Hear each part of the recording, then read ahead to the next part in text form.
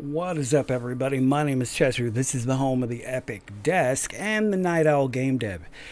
Tonight, I'm going to be working on just some file imports, some admin stuff, but I'm also going to be talking a bit about design as well as kind of what I use for putting together my design document and organizing that while I just kind of hang out with folks and see what's going on with everybody and hanging out. What's up, Lebnick? How's it going, homie? So good to see you, as always.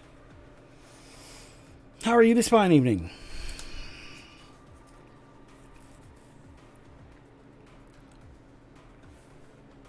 Hope you're doing good.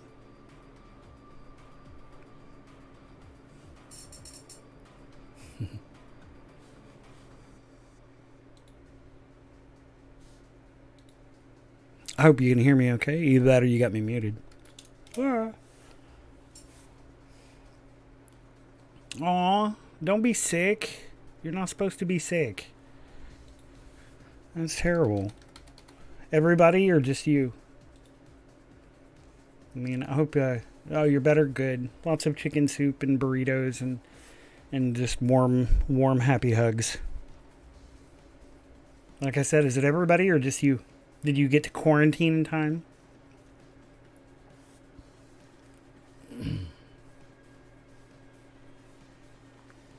Just you?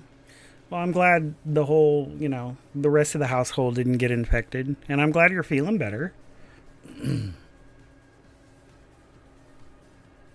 Because that's gross.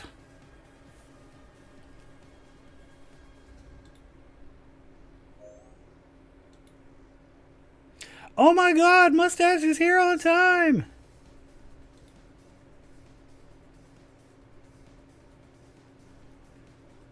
So good to see you.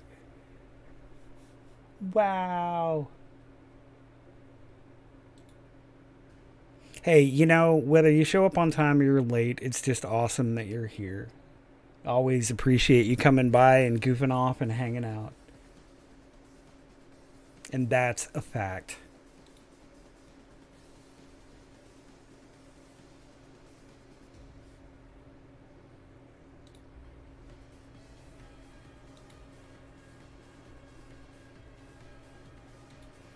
But I'm like I said, Lev, I'm glad you're feeling better, bud.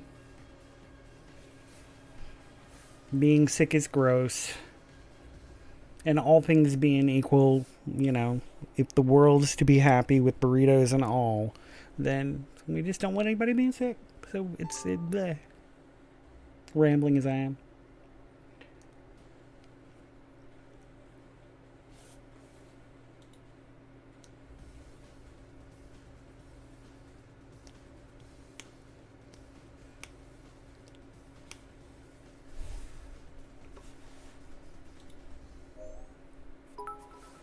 Oh, thank you, Mustache.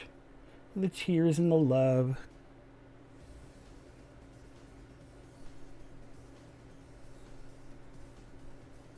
Yay! I'm just all for the cheers. I love your little emotes. Makes me happy.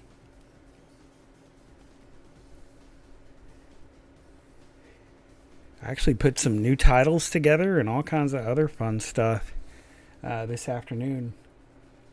Mustache, I also sent out the message about the Discord, which, Levnick, you should have gotten that as well. Levnick's already in the Discord.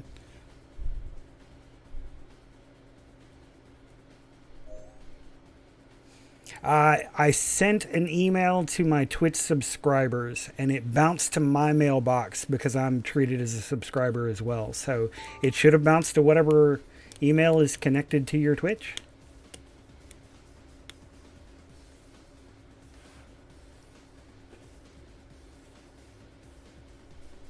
And I'm still setting everything up, but I figured I would just go ahead and open it up and let folks just check in, so to speak, as I continue to expand.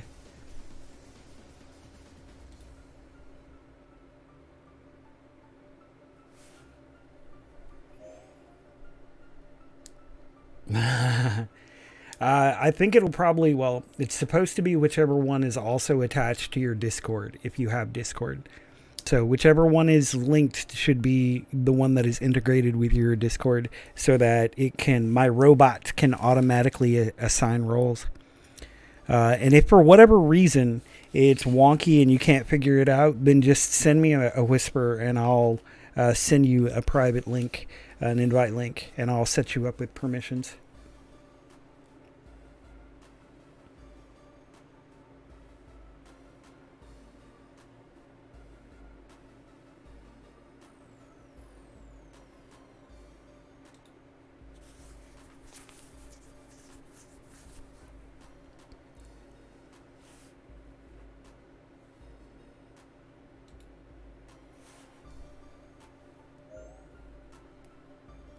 Awesome.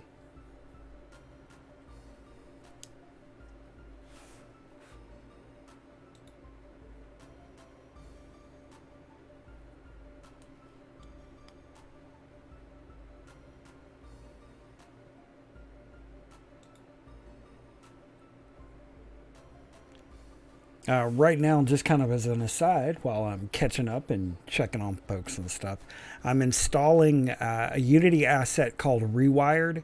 It's a control input manager that actually is very flexible and allows you to do all kinds of really neat stuff, not only for your mouse and keyboard, but it allows you to set up mobile controls for the Xbox 360 controller or the PS3 or PS4 controllers, driving wheels, analog flight sticks, digital flight sticks, guitar controllers, and or racing wheels. So it is really a flexible piece of kit.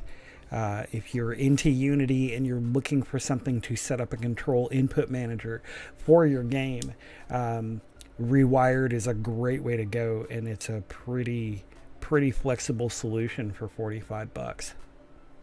It has 201 5-star reviews.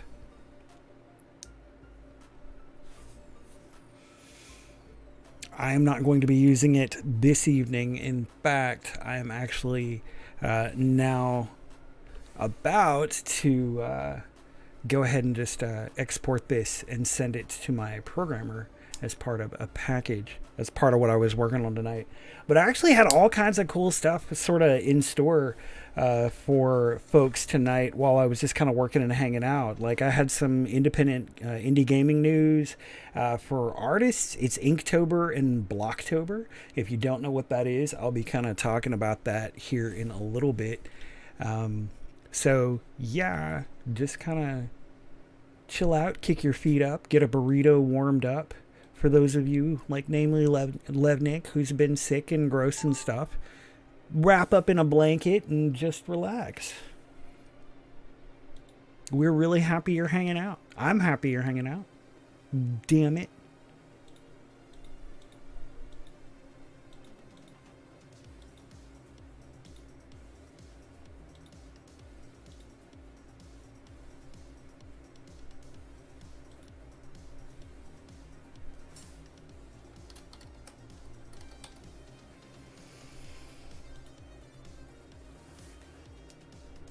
Playlist went super 80s, didn't it?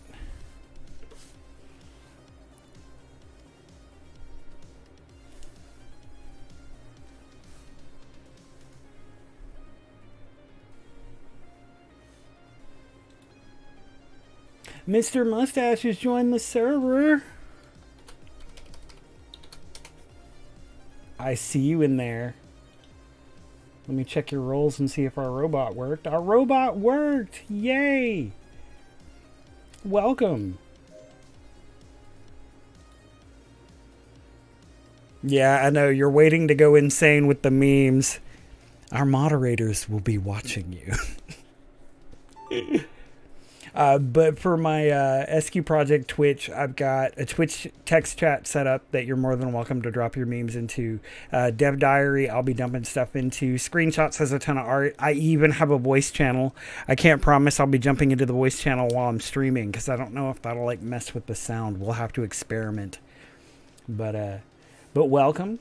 You also, as a sub, get to look at my SQ Project dev channels. So everything from our project wall, with kind of pictures of stuff we've been working on lately. But our RPG discussion, animation discussion, programming discussion, map discussion, menus discussion, as well as just kind of all that stuff. And if you want to occasionally like poke in and make fun of my Star Citizen peeps in the Free Traders Legion, you might be able to do that as well. So like welcome and stuff.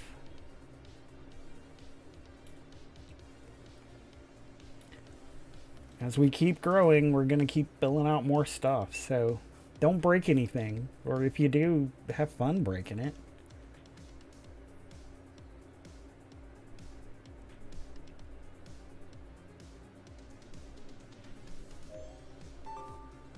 Break the world. Okay, so I've got that uploaded. Or, well, not uploaded. I've got that.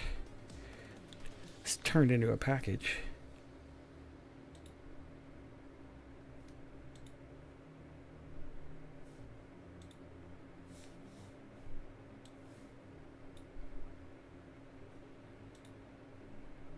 And I'll go ahead and start that uploading.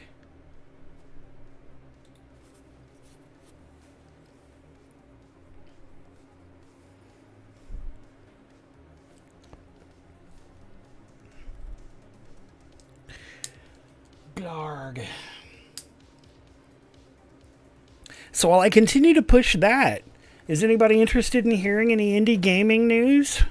Like just random stuff going on in the world. Well, not only indie gaming, but just like gaming.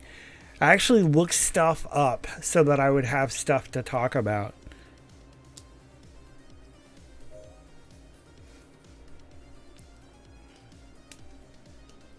If you wind up making more art, feel free, because you should be able to post links with no problem in the SQ Twitch chat. Just drop it in there in our Discord.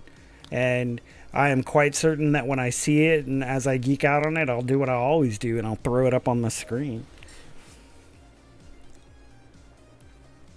Because darn it, your Miliari pixel was fantastic.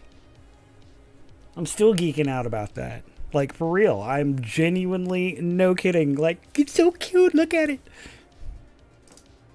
My wife thought it was fantastic as well. She got the biggest kick out of it. It was brilliant. She showed it to a couple of her coworkers, in fact. So, you're famous.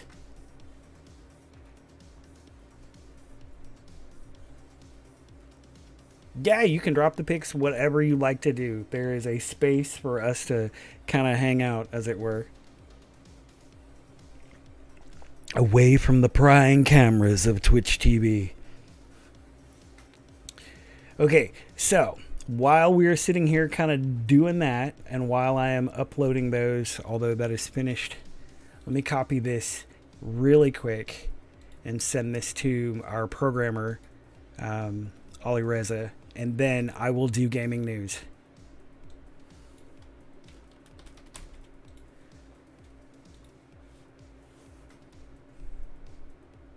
Except not, because I'm threatening to show it. I don't have to show it, but if you do good work, that's kind of what we do here. I think we've established that as a culture, is if it's cool, even like especially if it's a walking little house thingy, I'm going to throw that up there. If it's fantastic.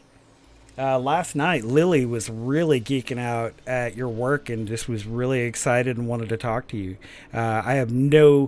I mean, there's never any telling how relationships and working relationships will go with people, but I think it would be very, very cool because she does make mobile games and she's got a pretty decent sized Twitter following, and goodness knows, if you do good pixel art, which you do, and y'all kind of clicked, then my work here is done. Dude, Aroga drinking a blizzard, I would fall out of my chair. Like, I would actually just... You can consider that a real thing. I might even injure myself if I land on the cat.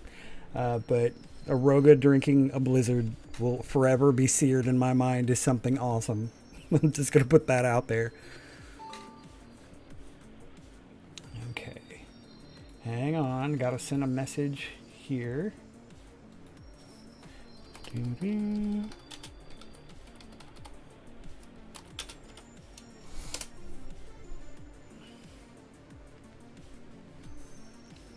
Okay, so gaming news. Straight up gaming news. I actually might even have a thing for that. Hold on. I totally actually do have a thing. What kind of a blizzard would a rover drink? Whatever darn kind of blizzard it wanted to. I mean, probably whatever kind I hated, because they would just kind of do that by proxy. Oh, you hate it? It's so good. So, you know, whatever maybe your favorite flavor of blizzard is. I mean, honestly, it's just gelatinous ice cream magic anyway, so you don't really have to tell. It could be an Oreo. Ooh, an Oreo blizzard. Right. Okay, so gaming news and or things going on in the world of gaming, indie gaming, as well as just gaming in general right now. I researched stuff. So the 4C Prague Game Development Conference is going on all this week. And I know that may seem crazy that I'm talking about that is much louder than I am. What's louder than I am? Make sure my levels are actually good, since I'm trying to read the news to you guys. Oh, the transition screen? I didn't realize that had audio, but thank you very much. I'll double check that. So anyway, the 4C Prague Gaming Development Conference is going on. I know we have some people from Europe that watch the stream, and we've got some Germans, actually. Barrow and Pyro are Germans. Hell yeah, Roga having a McFlurry. But that's going on this week, October 5th and 6th. 1,000 attendees, 90 plus speakers, 16 countries, 11 tracks, workshops, and master classes. So if you're into 3D art, creation, communication, craft, and collaboration, and you're near Prague, as actually some of you might be, you should totally check that out. And I think that could be very, very cool. Goodness knows. If I could go to a 3D development conference where Electronic Arts, Riot Games, Microsoft, Guerrilla Games are also going to be there, and Disney and Blizzard are going to be there, yeah, I'd want to go. So I just figured I would kind of pull that out and throw that at y'all. Do we have any Harry Potter fans in the room? Ooh, EA. Be nice. EA does some cool stuff. So for anybody who is interested in Harry Potter, supposedly there is a leaked footage on Reddit right now of a Harry Potter RPG, kind of like an MMO, that some people have been putting together. The footage leaked from Warner Brothers onto YouTube, and then Warner Brothers yanked it. But somebody shared a description on Reddit, whoever that may be, a 19th century setting starring a fifth-year student at Hogwarts who's a late arrival. Warner Brothers Interactive and Eurogames states this is not the cause, but it could be really cool. What's up, Lasariala? Oh my god, it's so good to see you. Welcome, welcome, welcome. But yeah, the Harry Potter game looks totally, totally cool. I know Lasariala in real life. She's awesome. Thank you for, saying hi, too. But yeah, it looks really cool. It's leaked, so we don't really know what they're going to confirm. But the game itself, some of the screenshots that they released, they say that it's either going to be Magic Awakened or Magic Forever. You're right, Mustache. Actually, Harry Potter games don't have the best track record, but I don't know. There's some kind of buzz about it. You can find more on the article, Mysterious Harry Potter title at 80 level. And that looked kind of crazy. So is anybody keeping up with The Witcher 3 and what's going on with that, right? So the way that The Witcher was written, and it's going to be on Netflix pretty soon. Henry Cavill is actually going to be playing Geralt of Rivia on the Netflix series. So there's a lot of buzz around it. Well, the writer, Polish author Andrzej Sapkowski, stepped up and basically said and admitted that he took the original offer from the game company to buy the licensing, if not just outright buy the rights to all of his books. So he took the money up front, and he said that he honestly didn't believe that The Witcher or any of the Witcher video games were ever going to make much money. So he opted out of the profit share and took the cash up front. Well, surprise, surprise, The Witcher has been like ridiculously popular, very, very successful. And since it's been so successful, they've made a lot of money. And Andrei Sapkowski now says he wants to get 60 million zlotys, or 16 million US dollars, in additional royalties from CD Projekt Red, which is a company that bought the rights and made the Witcher games. And the studio has said, sorry, Charlie. They are currently in legal discussions right now over the licensing rights, and we're hoping that this does not impede the Netflix series. But as it is right now, this is kind of like a big lawsuit, as he is fighting for additional royalties that he turned down originally. The reason that it's kind of like, and it may happen, is in U.S. law, obviously with contracts, when you go, I don't want profit share, they go, that's nice, go away. And if you sue for it later, then they don't have to give it to you because it's in the contract. But since CD Projekt Red is a Polish company based in Poland, and Andrzej Sapkowski is a Polish author who lives naturally in Poland, Polish law actually states that if a company's profits go over a certain enough margin and they make a profit, the original author, even if they signed away the rights, may be entitled to additional compensation. So, crazy as that is, international law for your Night Owl Gamedev kids, just something to keep in mind. That may slow down our Netflix show with Henry Cavill. It may not.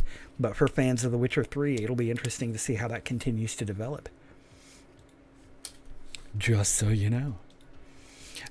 Other random news in gaming, just kind of kicking that around while we're talking about it. There are a few companies that are looking for work. If you go to 80 Level's site, 80 Level has actually posted some of those jobs. Some other kind of cool fun that I thought was really sort of crazy and weird.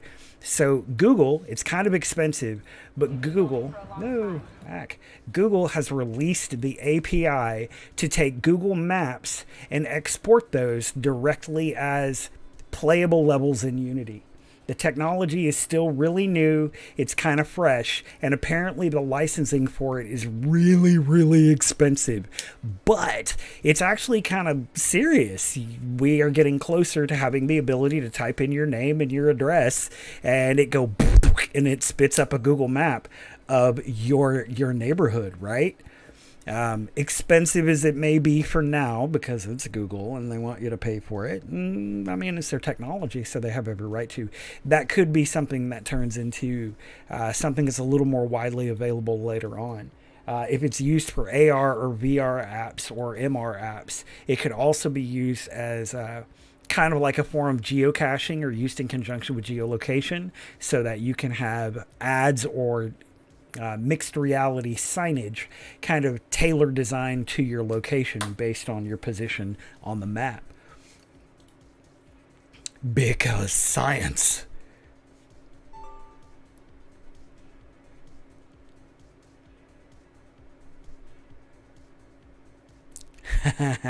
So something else that was kind of fun and interesting, just as an aside, Netflix has signed with a company to gamify Black Mirror. If anybody knows Black Mirror, is familiar with the series of Black Mirror on Netflix, they want to create kind of a little plug-in game so you can play certain parts and extensions from the episodes. As creepy as that may sound, because it is Black Mirror, it could be really fun.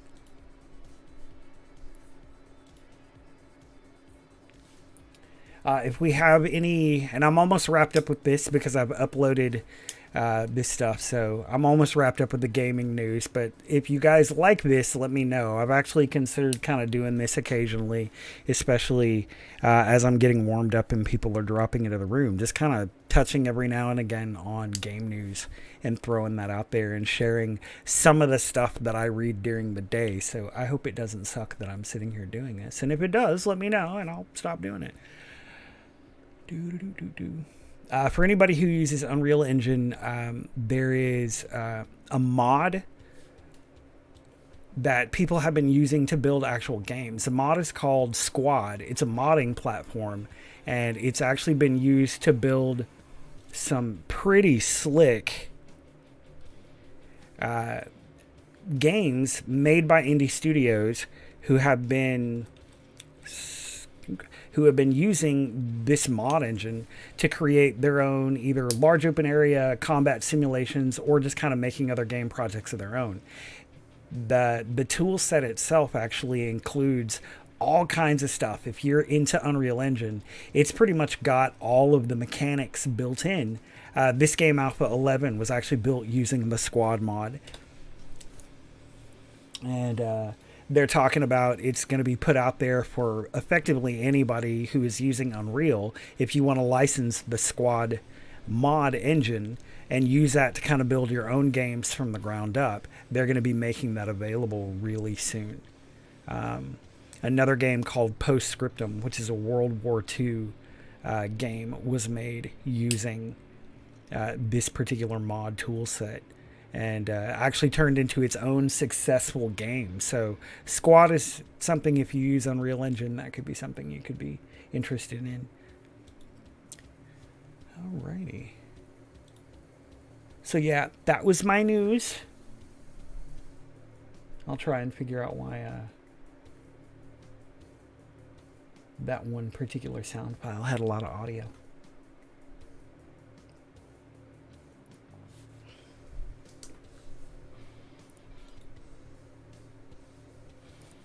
I also have coffee. Coffee is real.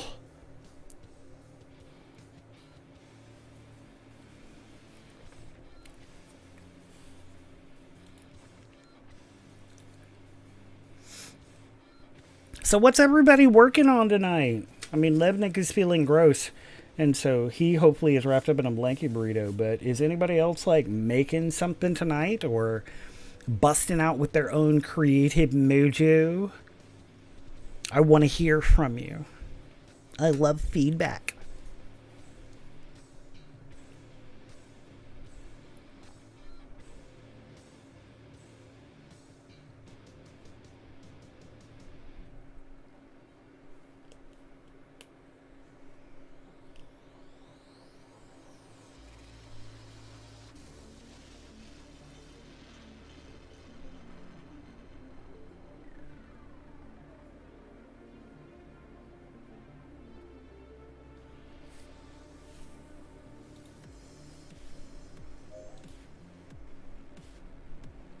Modular houses.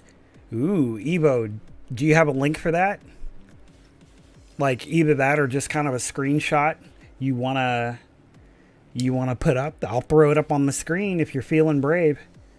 You may have to put a space between the dot and the com when you drop it into Twitch, but if you want to drop it in the chat, I would love to throw it up on the screen. Or whatever link, work in progress, etc. that you may have. Because modular houses sounds kind of fun. Are you talking about just for, I guess for lack of a better phrase, prefabs that can snap together and users can use to build out and something like an asset you're going to sell? Or is it for your game project? Tell me more. Fingers.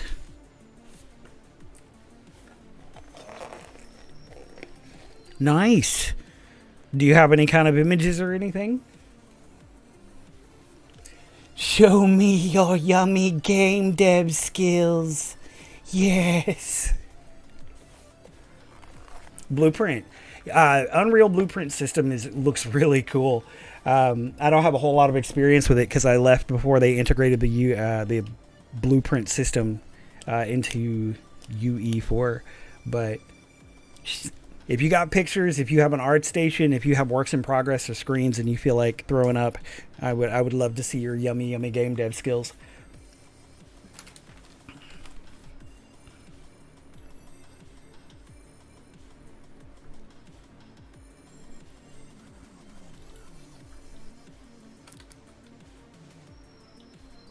And hi, Evo. Thanks for coming in and saying hello. yet again. It's good to see you back.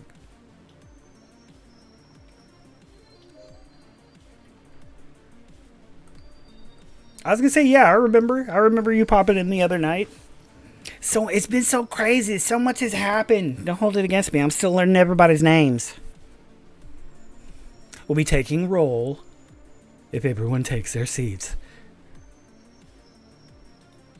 Okay, so that tells me where that was as I talk to myself for a second. Ooh, pizza. I miss pizza. But totally, Evo. I'm for real. I'm for serious. If you wanna throw down with some links or stuff, we always love to see it. And if you're not ready yet, let me know. Or better yet, when you finish it, I hereby give you permission to come and pester during the stream. Be like, I finished my thing. Here's a link to the store, and I will post that for you. And I will give love. Darn it.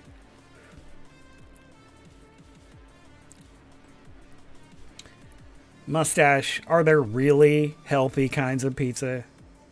Or is that pizza a lie?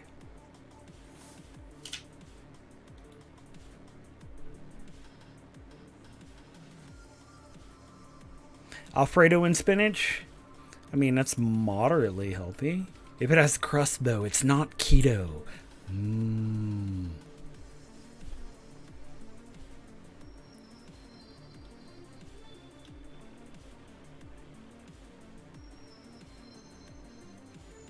I also have been geeking out lately that since my wife and I went on an 80s binge on a drive, since then my YouTube has been throwing me all this like synth wave 80s crazy music.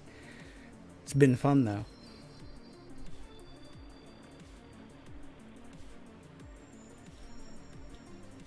Still waiting on Evo's screenshot. No pressure. No pressure. Eh.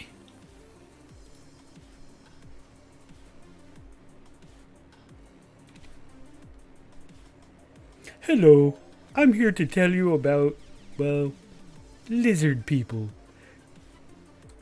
Do you believe in lizard people? I believe in lizard people. Yes, I do. Would you like to be a member of the lizard people? Join us. Yep, you gotta put a space in there between the dot and the com. Sometimes between the thing and the dot and the com. Spacing and it's kind of punkiness.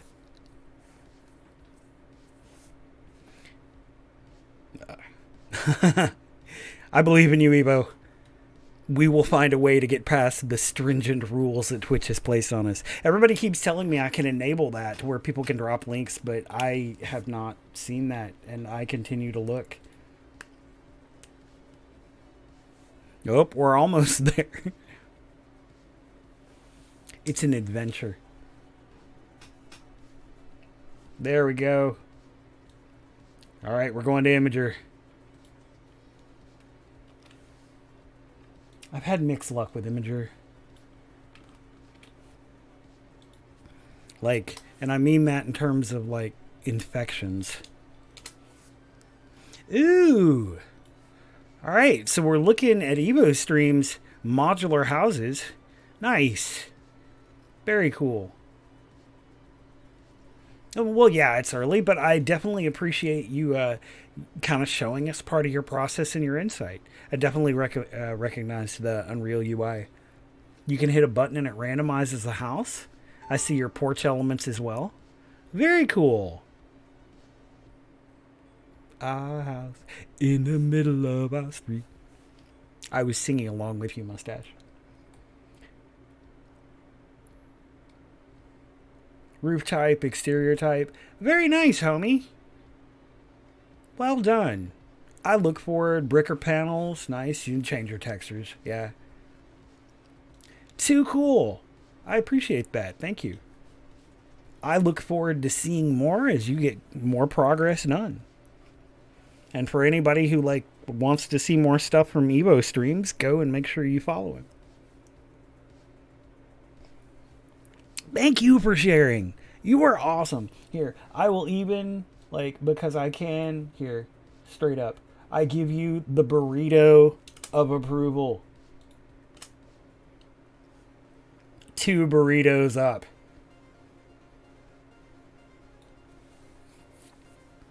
We love our burritos here. If we could, burritos would rain from the sky, everybody, every time we got a new subscriber.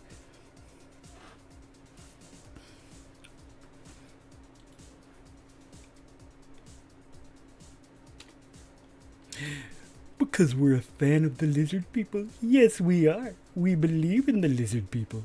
Yes, we do. You want to join the lizard people, don't you? Yes, you do. Sorry, I have way too much fun playing with my character controllers.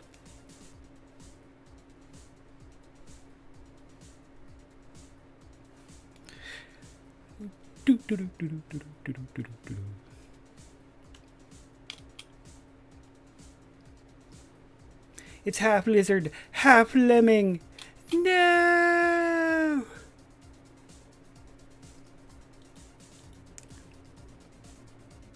I could make some kind of offhand comment about playing with myself. You and Lily did start to talk. You decided to work on a little test game before doing an actual game. That's awesome, Mustache. I am totally stoked for you. Yay! Thank you for the follow, Evo. You're the bomb. Thank you, thank you, thank you. But Mustache, that is too cool for school. I really hope that works out as just something positive. I can be like, that was my fault. They got together. Nice. Little space shooter. I think that could be cool. I'm totally pumped to see it. I'm excited for you. Little pixel shooter. Fantastic.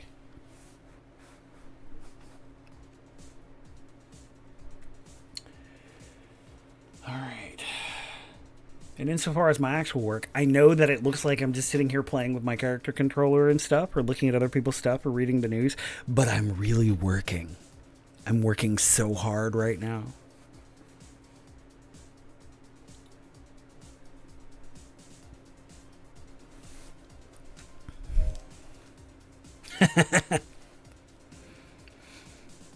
Well, you know, to be 100% real, there are some nights that I sit here and if you were just to look at me, it looks like I'm doing this, but my computer is processing or something. And so I was thinking about that, and it's like there are some nights that while I'm doing that, I have to like make other interesting stuff happen, hence like reading the news, etc. And so I really am working. I am factually doing stuff, even though it looks like I'm just kind of sitting here. Speaking of factually doing stuff, so for people who run projects and or do stuff, my design document is set up in something called Confluence. I am not familiar with how many people know what Confluence is. But Confluence is effectively kind of like a collaborative tool. This is not a commercial, I promise. I'm not trying to sell you anything. But what I'm more getting at is like for game devs who watch and for the people who poke in and have asked questions, not only like Pyro, but just other people that have shown up throughout the week and people who watch my vids later. If you have a design document and you've got it in just kind of like a Word doc, I would highly recommend you look into some kind of collaborative solution like Jira or Confluence or something made by Atlassian, so that you can actually keep track of all of your game mechanics, all of your notes. You can set up indexes, lists, make things parented to other sections, and you can share it out as web pages or share it out as collaborative documents. It's what I use to organize my design documents for all kinds of other different projects. And so, like, for real, Heckin' Plan is free to a point. Not sure how it compares to, or Hackin' Plan. Yeah, if you got a link for that, if you can, drop it in the thing, and I'll stick it up here. Because I'm like really down for seeing what kind of tools people use. Like the other day when you were here, we were actually talking about all kinds of stuff, Modo versus Octane, etc. So hackinplan.com, let's give that a shot. I know I'm taking my life in my own hands when I go to these unsolicited links. But we're a friendly community. I trust you. I use protection. Project management for game design. Hacking plan. Let's take a tour. Kanban boards directly organized by technical discipline. That's cool. So it's effectively got a built-in Trello board. We use Trello, which does integrate with Confluence. But that's kind of snifty. Let me move that to my center monitor. So yeah, built-in Trello board. Integrated game design documentation. Metrics. See how many tasks you have pending. That's pretty handy. Iterative development. Create Kanban boards for your sprints or iterations. Group them by bigger milestones. Nice.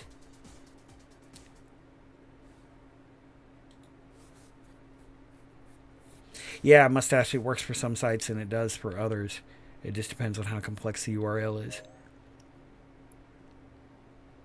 So, Evo streams, you actually do use Hacking Plan. I mean, that's a pretty reasonable rate for Personal Plus or Studio. It's just £8 a seat. So it says. Yeah, I want to say I pay $5 a month and I get up to 10 seats and I can control access. But I definitely appreciate you posting that link. That's kind of a cool solution. Because really, it is very important, and I mean really, really important, to have an organized design document and to be able to put all of your information there and have your team be able to review it to where everybody is able to just be on the same page. And I've been using this for the better part of a year now. I migrated over from Evernote. Evernote was pretty cool.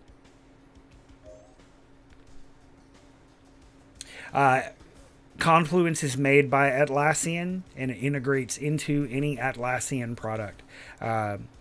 So D'Artagnan Hetrick, who is our information manager, she kind of does all of our technical documentation. She was the one that got us started on Confluence. And it's been just really nothing but super duper valuable. Especially for controlling access and allowing people to come in and out and make modifications versus just make comments. It's a pretty handy tool if you're working with a team.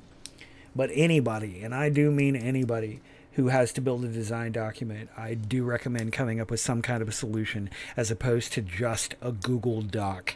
I work with a lot of indies who send me Google Docs, and that's fine if it's just 2 or 3 of you on the team. But as soon as your number gets above 5, you really do need a better collaborative solution for your documentation.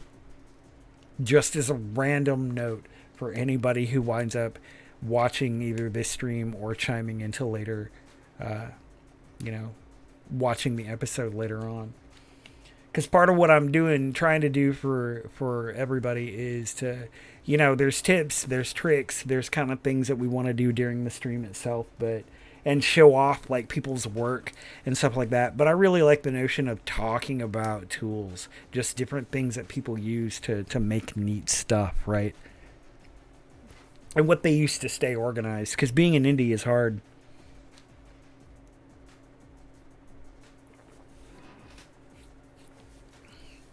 Yeah, Jira, Evo.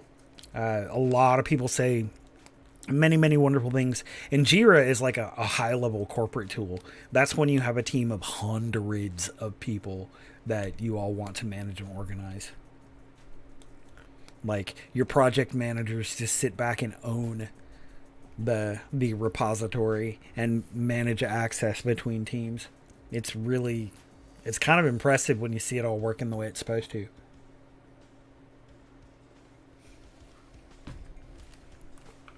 Alrighty.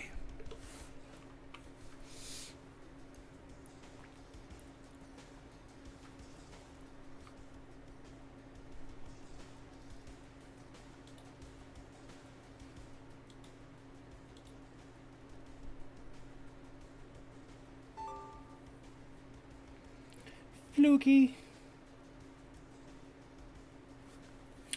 But hanging out as we are, let's see, some friends work at CIG, so they said I should try Jira. I think it didn't do what I thought it was supposed to do. As a collaborative tool, I want to say it also may or may not, don't quote me on this, handle versioning. But yeah, CIG, as in Robert Space Industries and Star Citizen. I applied to them. I didn't get it, but I totally wish I did because I love me some Star Citizen. Speaking of which, are you ready for 3.3? Are you excited for the Hammerhead? I am.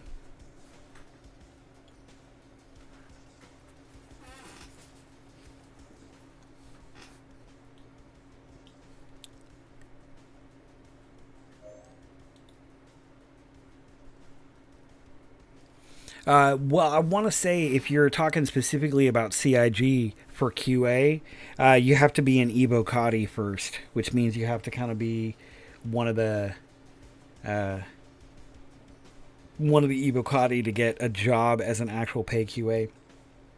Ooh, you have a Hammerhead. I am okay. I'm a little jealous. I'm still waiting for my Cutlass Red. I want my ambulance.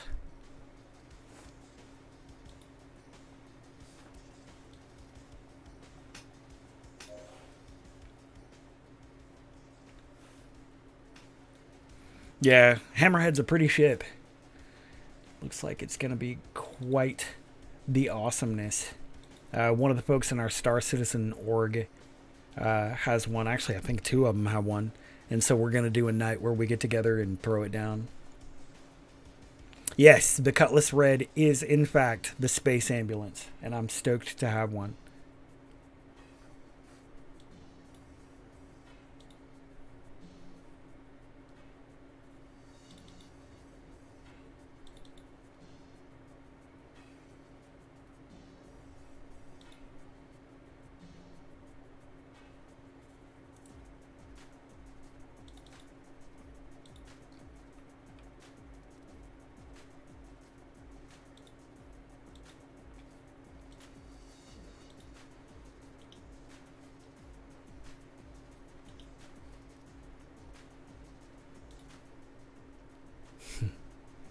Space ambulance.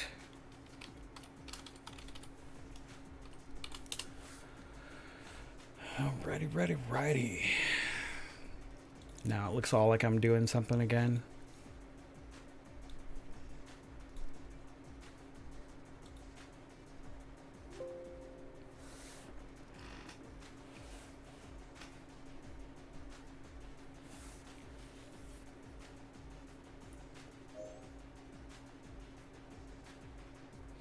Yeah, and to be fair, the Hammerhead wasn't cheap, although it looks like it's going to be a really pretty ship. To be fair, I wanted a merchantman, just the ability to kind of be a 7-Eleven in space, land on a planet, drop the thing down, and just open up a shop and let people come and buy stuff from you. Looked like it was really cool because you could hike up prices for ammunition near pirate systems. Oh yeah, there are a lot of beautiful ships. I met a guy that had an Idris, and that looked mind-numbingly cool. I mean, it's not available. He played since in the previous version.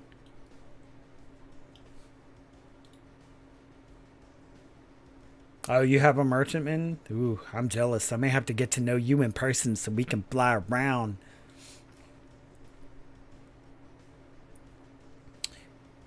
You like small ships? Yeah, that's fair. Go for all the big ones, and it's like, I don't have anybody to fly with me.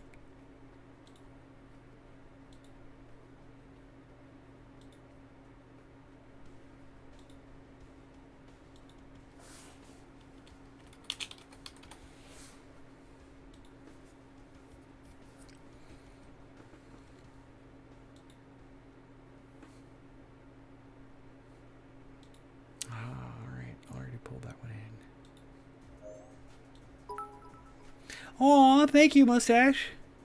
I love all the tears. More sense.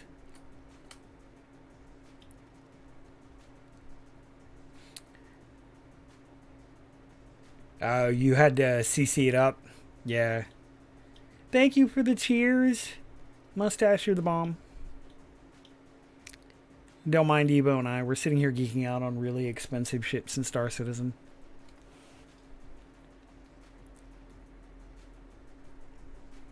Either that or you just wanted to see them flink down into the jar, didn't you? That was it.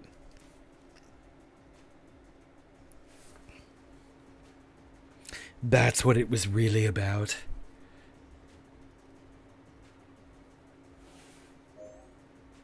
Maybe.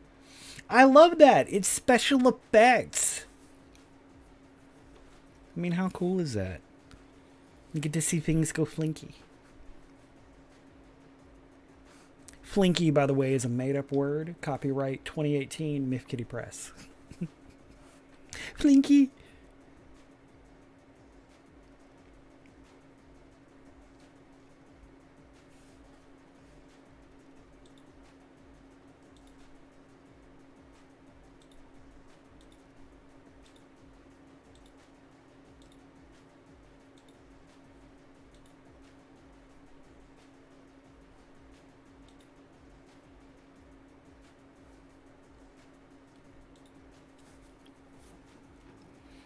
Aw, sense.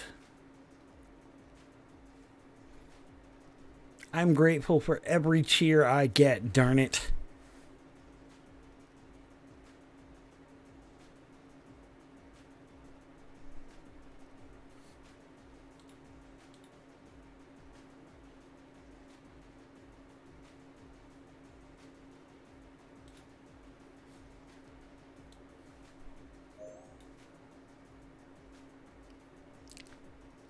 Aw, thank you, Mustache. Like I said, I don't care if it's a penny, if it's $1 million, although I would actually care if it was $1 million. But I am just like genuinely stoked for any cheer that I get. And you are always like just so awesome and friendly and funny and bring positive vibes. So I'm just like chipper and stuff. Even if I do drop my pen. I am totally stoked for your 25 cents.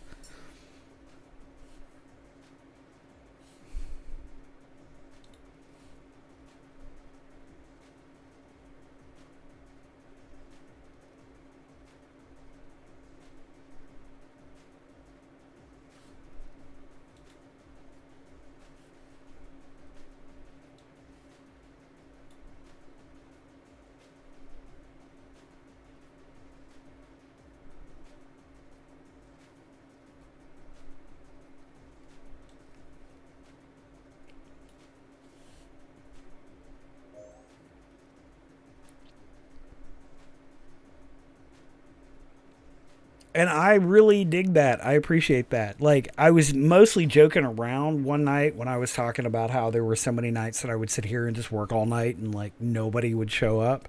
And you keep doing the work anyway because that's what you're supposed to do when you're trying to do the whole Twitch thing. But I just, everybody feeds on encouragement, and it's always just, it promotes a better atmosphere because I want us all to be encouraging. And yes, it is totally working. I appreciate good encouragement, not only just for me, but other people in the community. Just when people pop up and they're like, hey, can I show my work? It's like, yeah, show your work. Let's see it. And just everybody being cool to everybody. Because thanks to Dunning-Kruger, we have to deal with a lot of people on the web every day that are like, oh, I could do that better, or oh, I could, that sucks. It's not nearly as cool as blah. And I wanted to create just a very cool kind of space where people can be encouraging and supportive and let people learn as indie devs do. So yeah, it's working. I really appreciate that, Mustache. You're just always really supportive and you bring good energy into the room and stuff. So I'm always grateful for it. Being the little ray of sunshine.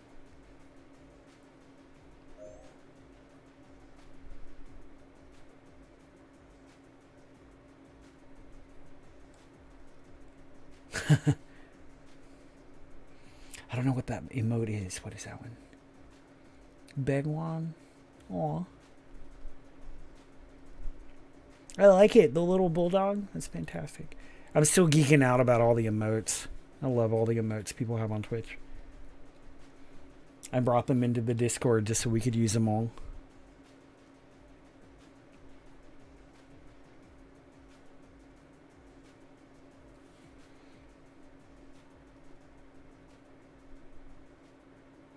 Haha, knew it.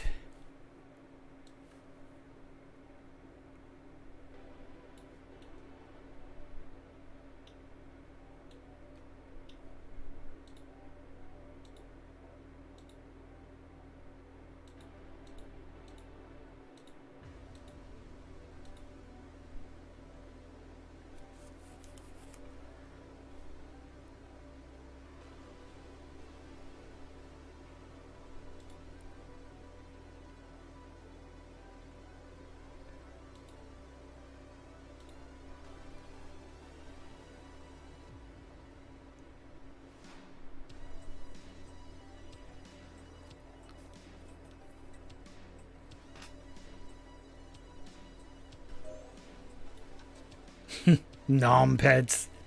Nom nom nom. Is that like nom nom nom nom babies?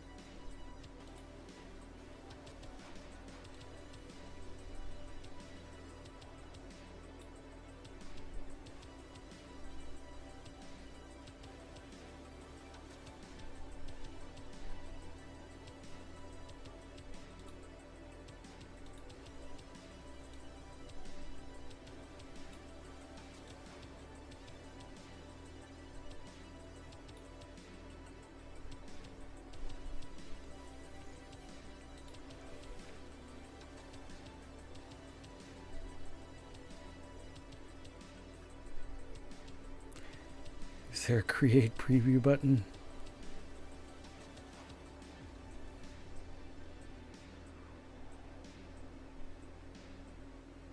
Where's this create preview button of which they speak? I don't see it in the window.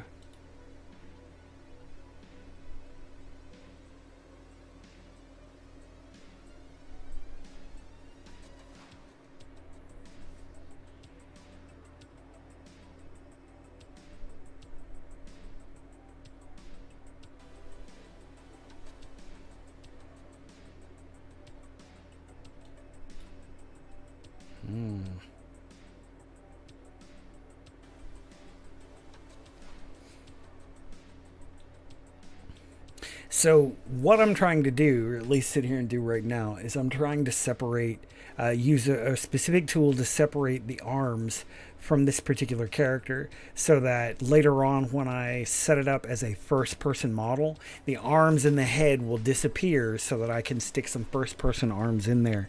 I know that sounds really wonky, but that's actually how you build a first person controller. So I'm trying to separate these materials because the model wasn't built to these specs, because that's my fault. So I'm rebuilding, or at least resetting this up. But the documentation isn't correct.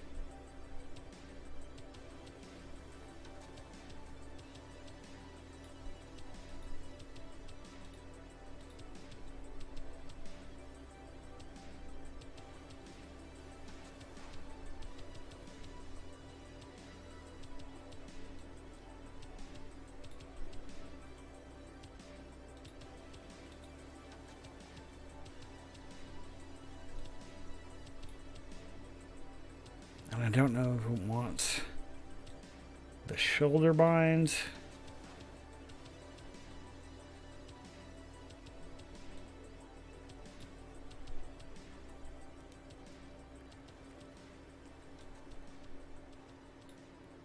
Tricky, tricky, tricky.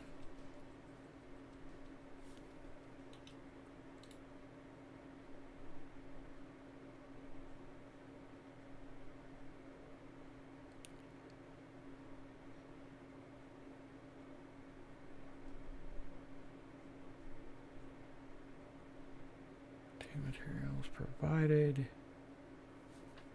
Aha, we got to the end of my first playlist. That's kind of cool. That means an hour down. Cruising right along. And thanks for everybody coming and hanging out as I work and just chilling out. No commercials.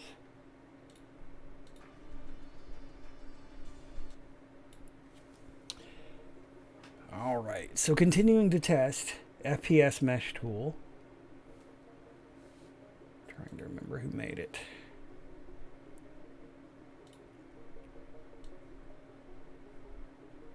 This is by Code Bison Games. It's the FPS Mesh Tool. I've used it previously, just not on this version of my characters. So I'm very curious as to how it will work and if it will actually work to separate the materials for these models. It's supposed to find the bones, and based on what is skinned to those bones for rigged meshes, it's supposed to separate those materials so that you can use it then to create a first-person model. The trick is getting it to work. I had previously, like I said, but problem being is I haven't been able to get it to work since. There may be some mojo on YouTube.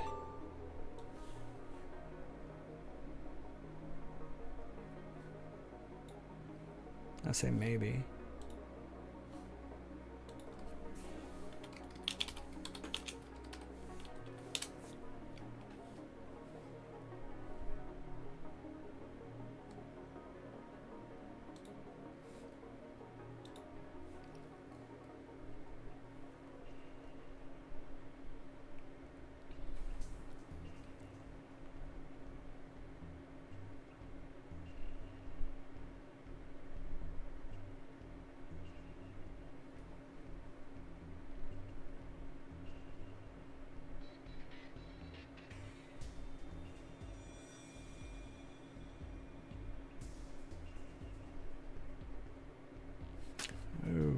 As I watch his little video, he drops the thing in. It's got the button, but it doesn't show the button.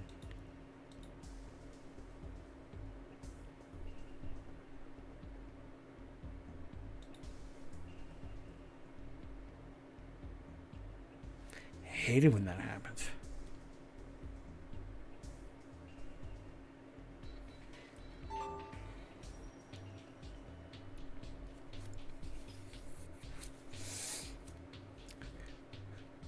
Still cruising, still doing some integration. I've sent some of my messages. Yeah. Burritos.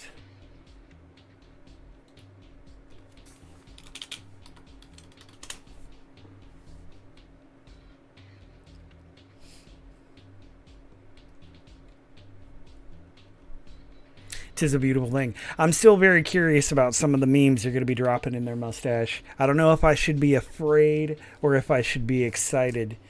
Maybe a little bit of both. When people are like, yeah, I'm going to come into your Discord and I'm going to start dumping a bunch of crazy memes. It's one of those, okay. I'm cautiously optimistic. Meanwhile, Mamo came in here and I mentioned I was going to open up the Discord. He was like, oh yeah, you're going to open the floodgates, buddy. Good luck with that. I was like, be positive. He's like, oh yeah, sure. I'll be positive. Good luck, buddy. And then I explained how I took the time to meticulously make sure that access as well as permissions were set up with roles. And he felt a little better about it. I'd say with a giggle.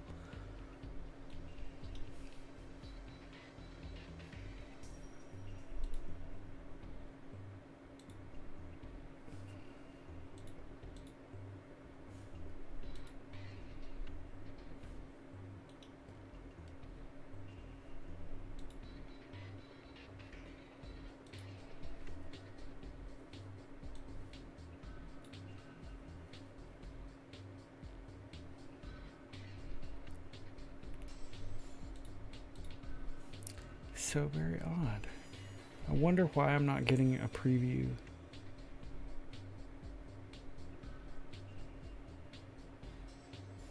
Because it's supposed to work for skin meshes, but for whatever reason it's not.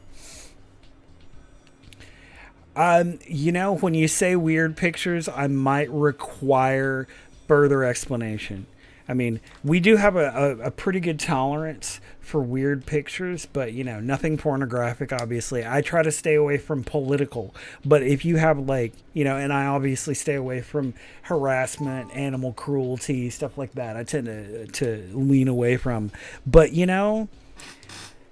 past that, it's kind of fair game. I mean, weird pictures are weird pictures. They can be really fun. But in our modern age of internet activity, we always have to try to,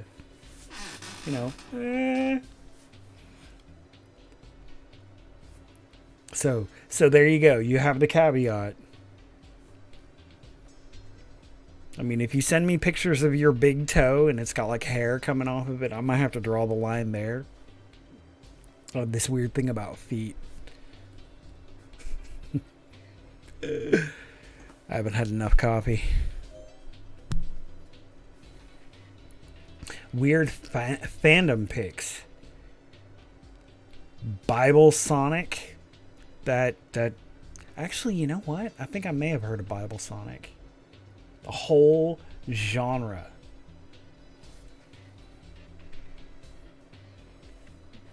As in a whole genre of fandom. And there are many.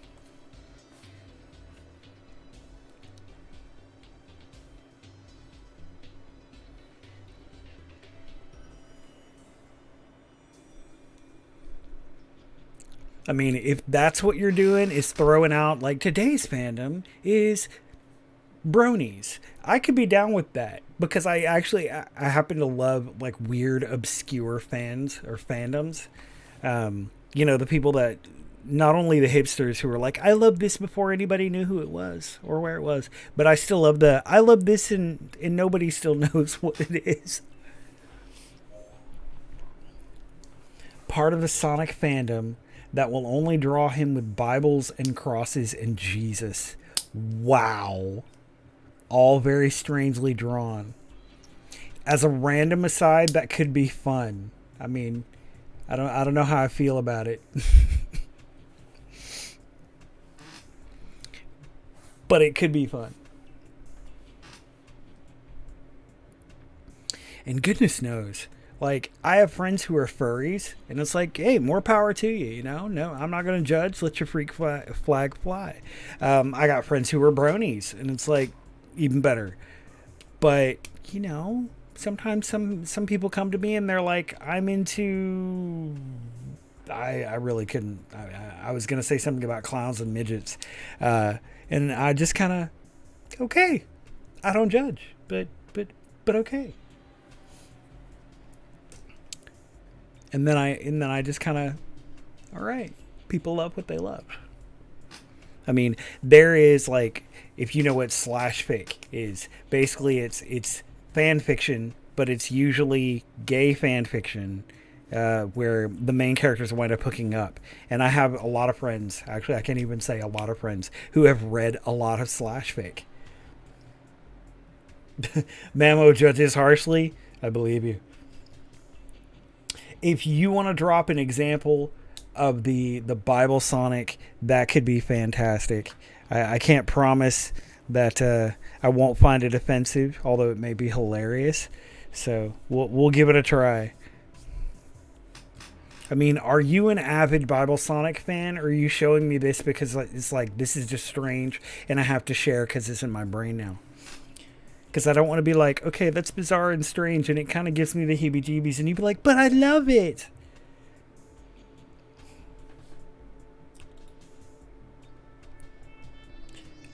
Wow. I mean, it's Sonic. But now he's found in Jesus Christ. I mean, Sonic was once lost. Wow. How many rings did that take?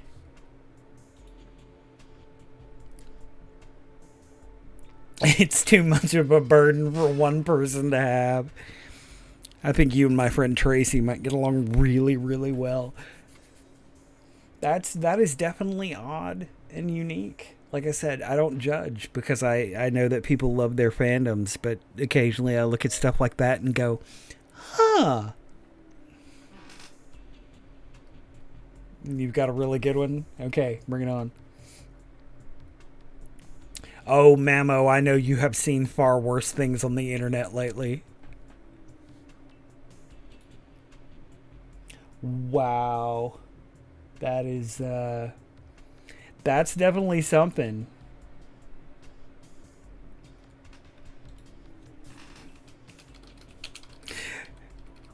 People are going to come into our Discord and be like, what is that?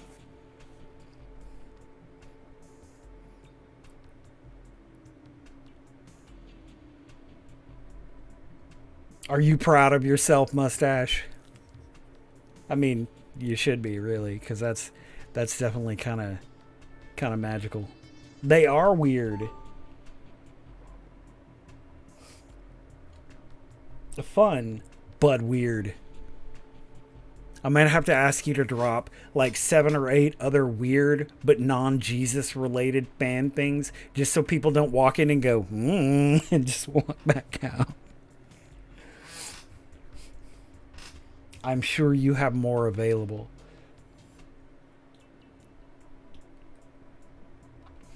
Because I tend to like, especially in mixed company, I tend to try to stay away from religion. But as long as we have an equal cross section of moderately offensive, I think we'll be okay. I may delete that last one because that was definitely a little something. You send a lot of them to specific friends. How do your friends feel about that? As hilarity ensues.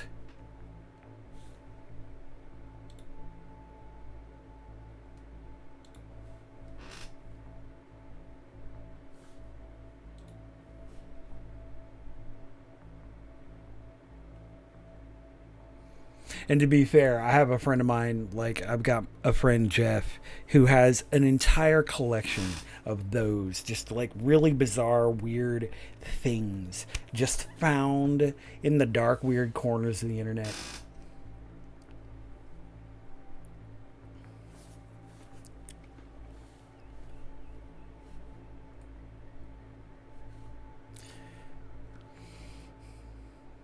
Meanwhile, while random weird memes from the internet are thrown up on our Discord, I'm still trying to get Code Bison's FPS mesh tool to work.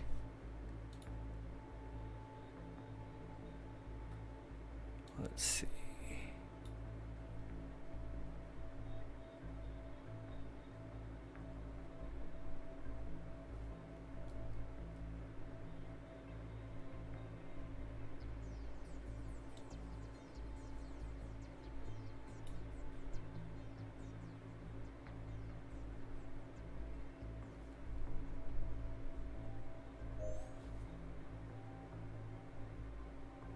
There's a meme that's not super weird.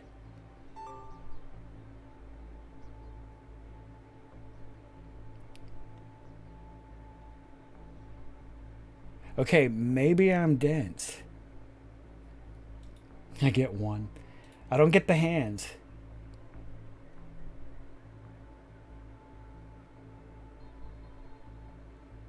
Granted, I've been staring at a lot of screens lately, so maybe I'm just like, Murr?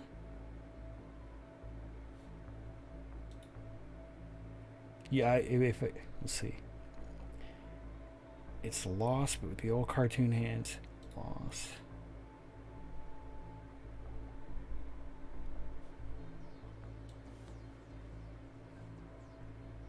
Oh, is that ASL?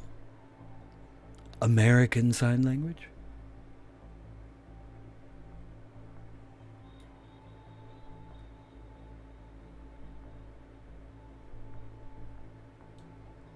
I totally chalked that up to me being dense. I don't know the loss meme. I mean, either that or I could have missed it. I mean, fair being fair.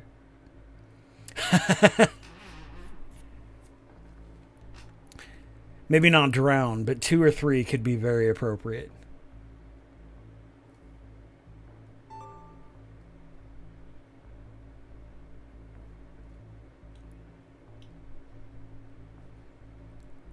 I'm also still...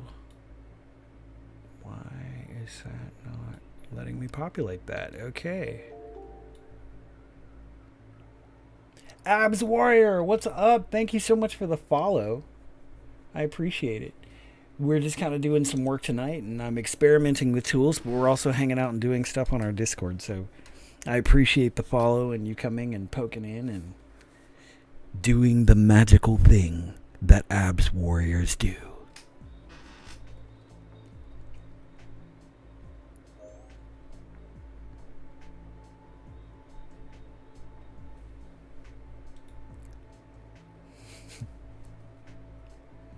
I think we've given Mustache a home for bizarre memes.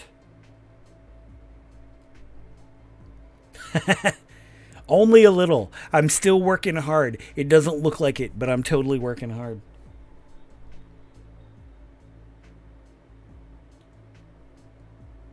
By the way, Mamo, I saw the stuff you were working on earlier for the Dark Veil. That looked really cool. Kind of a sword and sorcerer fantasy kind of game project somebody had going. Feel free to tell us more.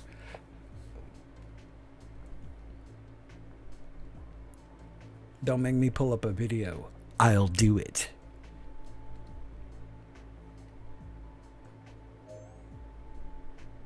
Medieval survival horror. Nice.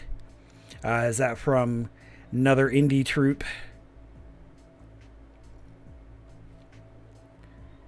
Which, all things being equal, if it is, yeah. When you get a link, if you get a link, blah, let me know. I will throw it up. Love to the indies.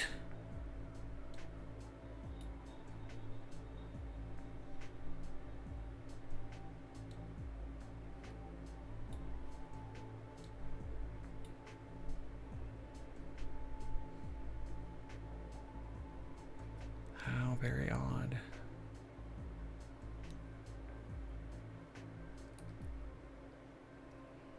Cool. Well, when they do, let me know. Like I said, I'll post.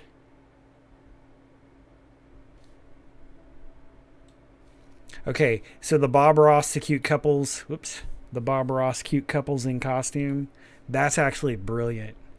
Lissariala, I'm serious. I don't know if you can see that well.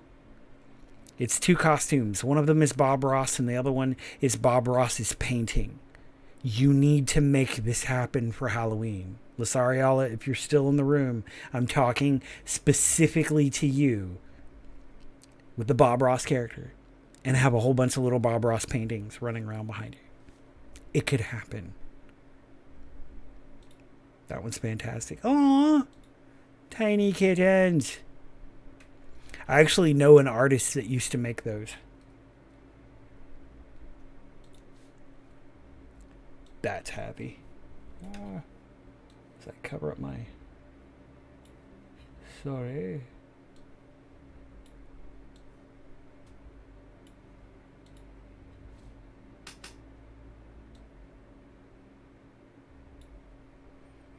So Mamu just shot me a link in the background. Ooh, STR Games. They have an awful pretty test scene. Mamo, did you do any of this anim work, or is this just their kind of their setup? Kind of a cinematic, ooh, we're pretty. Nice shaders and lighting, though. That's not bad, not bad.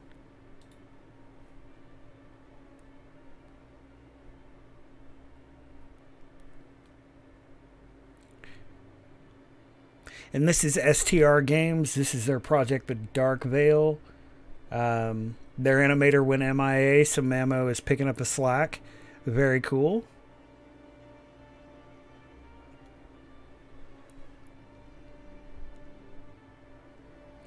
Medieval survival horror game, The Dark Veil. Yeah, it looks kind of cool. Very nice.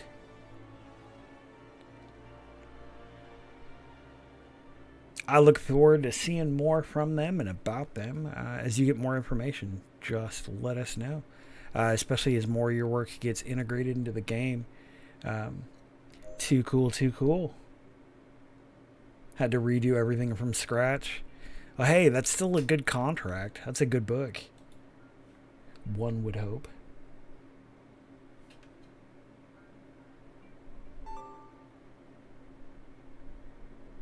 Yeah, you're right. Mustache did kind of have a Silent Hill kind of vibe.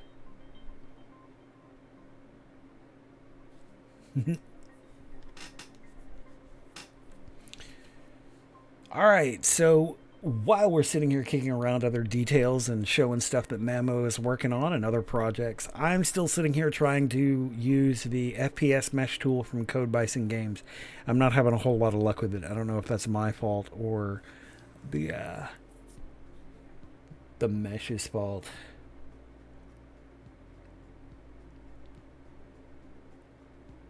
Yeah, the fixed angles on that game look pretty good. Like I said, that whole Silent Hill kind of vibe.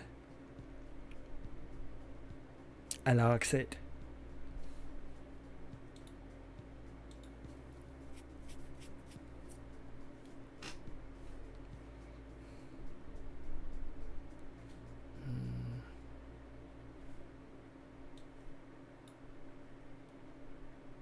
See, that one works.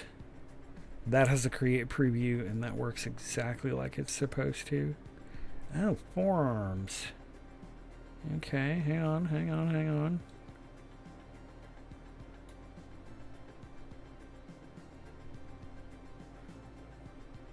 Because if you're working.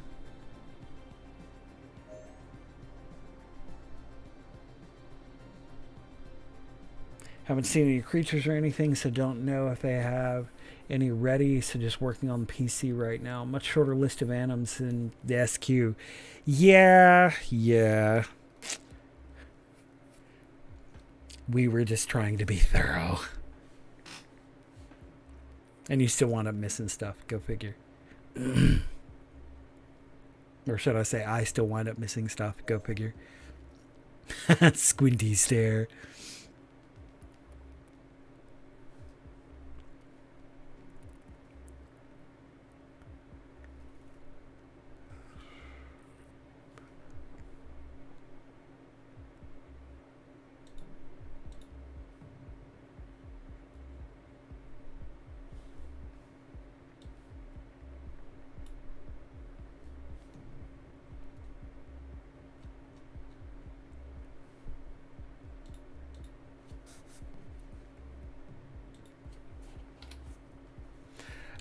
By the way, Memo, were you able to get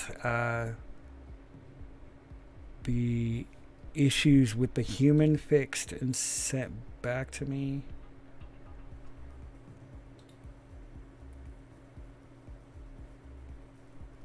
I don't know. I couldn't remember if you've gotten that back to me yet.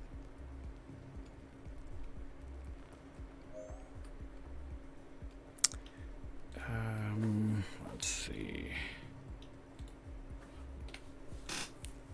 Double checking now.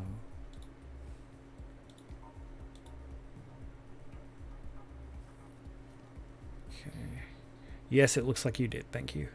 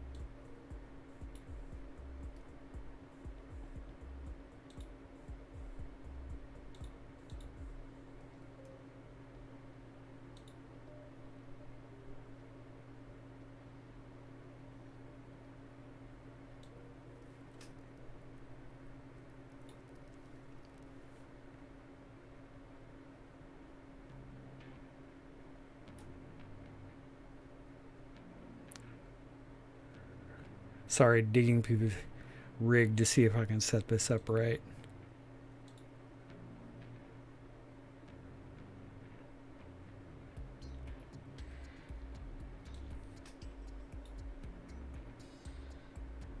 Drat.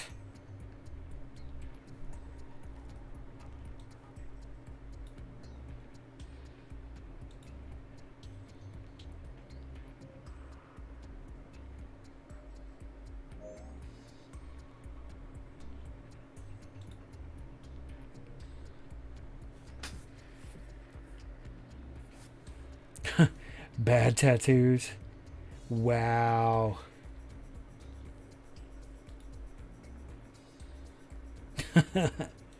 Okay, that one's a little painful. I gotta admit, that's sort of impressive. Nice. Hey, Barrow. Greetings from Germany.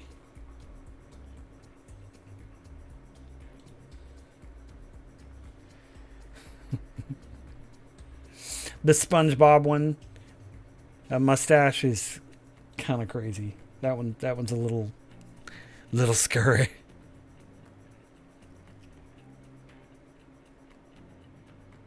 But funny.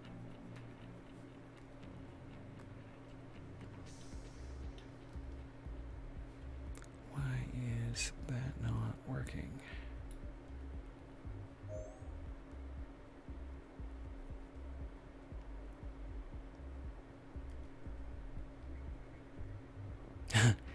A horseshoe? Ha ha ha.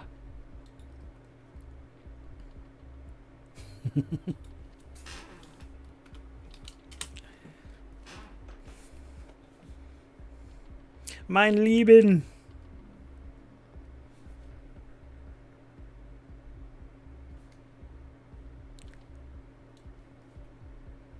Our Germans are awesome. He and Pyro.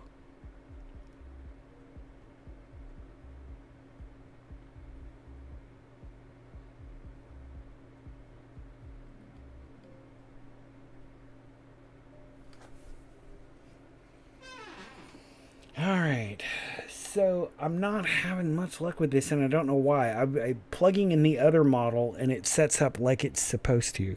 But for whatever reason, this one isn't setting up the same.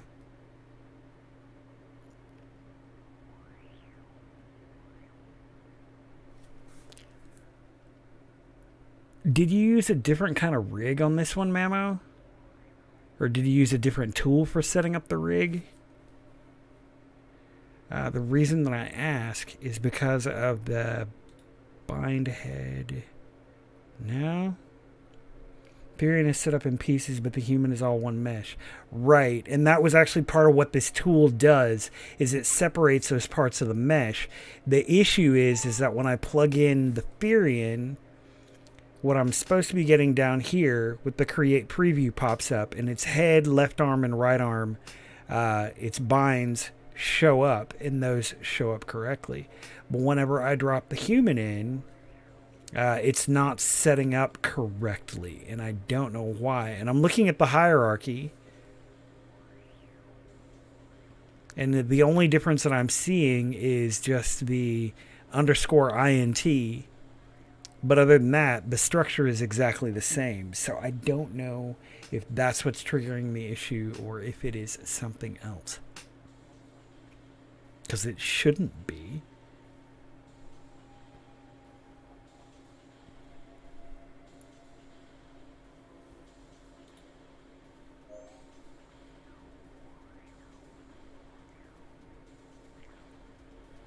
Right, but since they're parented and they're in the same order, the same hierarchy, yeah, since they're the same, I don't know why that would make any difference. But oddly enough, it seems to be what the cause is. Aw, pugboat. That's cute.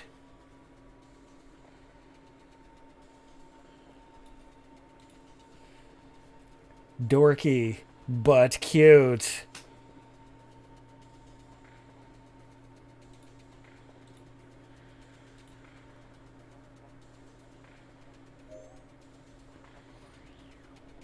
Well, I have plugged them in manually. The issue that I'm having is that it wasn't instantiating, or it wasn't working correctly. But I had set it up just like the Furion was set up, and for some reason it isn't working. So we're experimenting.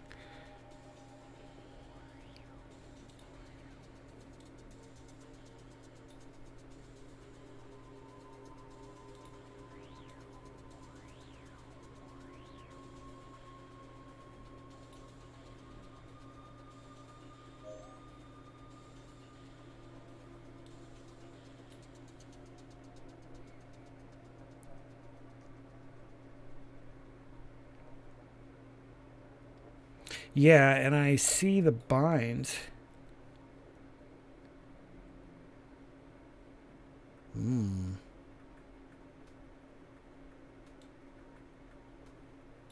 just don't know if that's what it's asking for.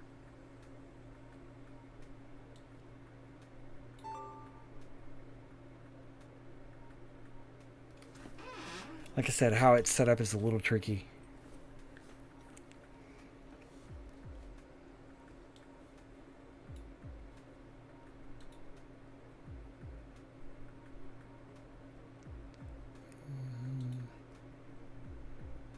Forearm A.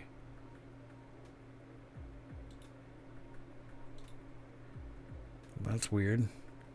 Just looking at how that's set up in the hierarchy, that doesn't seem like it should be working either.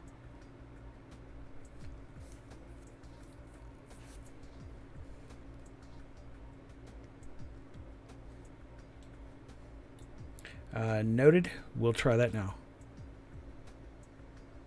But see, it's looking for the forearm. Granted, I could be wrong. But yeah, I'll attach those binds.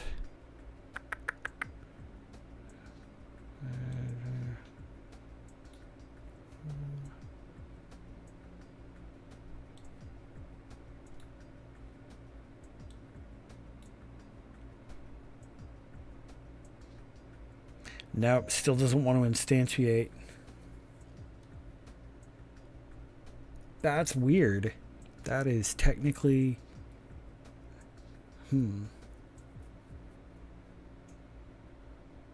granted, when I plug in the Furion, that is technically wrong, but it's still allowing for create a preview. So I don't know whenever I plug this one in, even after I plug in plug in the arms, it just doesn't seem to want to work right.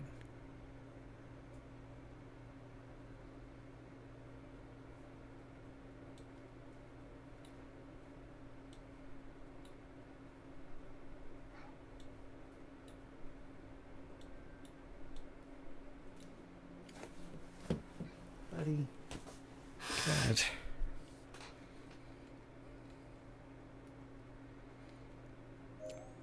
One time I went to that site where you put in a pic of yourself and it's supposed to be like you're talking to your future self, and I put drawings in instead.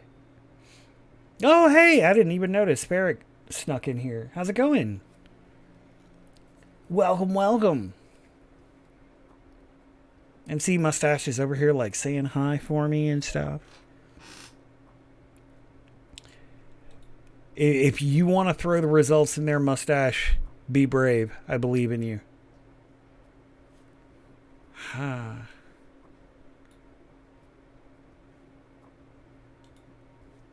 That is just too weird.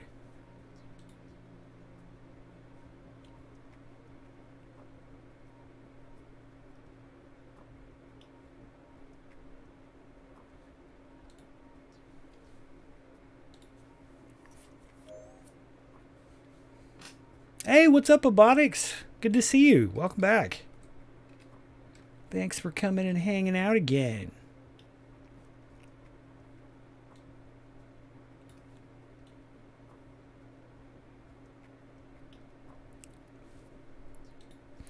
Always good to have good company.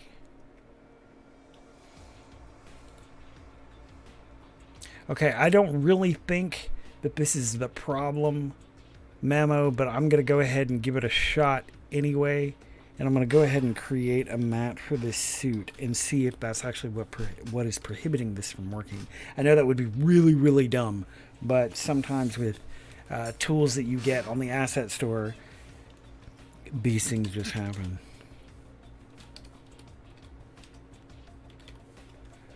So just for the purpose of trying it, I'll go ahead and set up this material. Kind of go from there.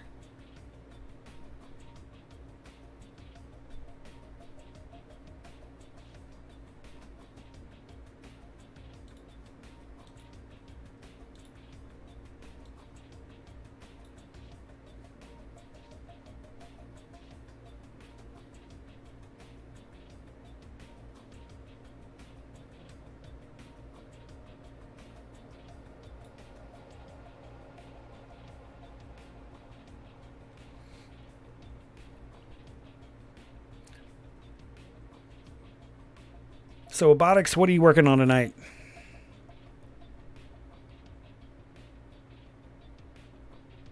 Or Ferret? Or Barrow? Or anybody who just dropped in? Anybody working on anything cool tonight you want to share?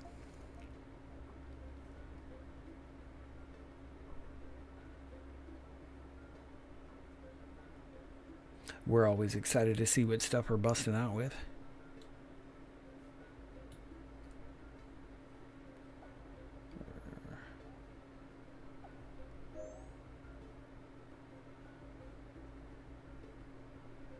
Nice.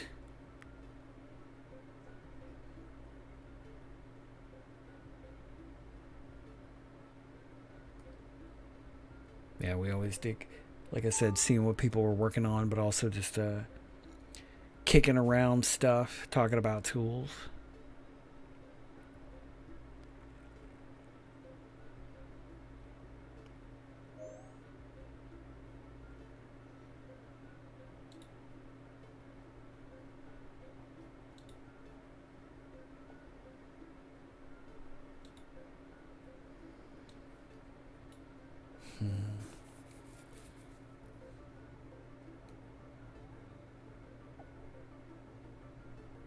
Switched pressure plate type things or boxes that can be pushed around. Ooh.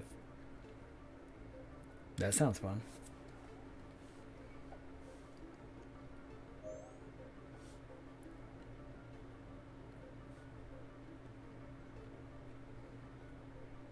Well, Mustache, if they do, they can just mute the channel, darn it.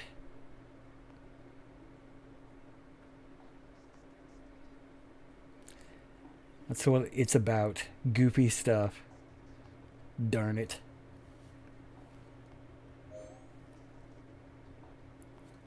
Nothing to share right now. Somehow broke lots of code the other night, and I blame the pain meds. Aww.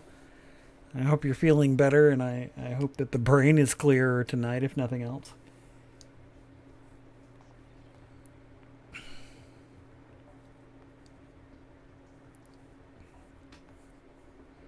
We always want everybody to be in a good frame. Darn it.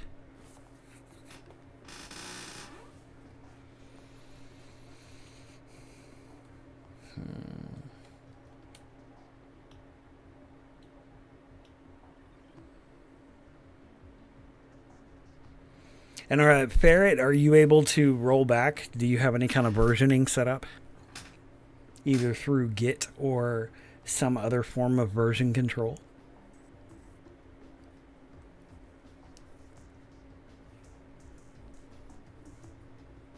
Because that's how we fix that. We go, nope, that night never happened.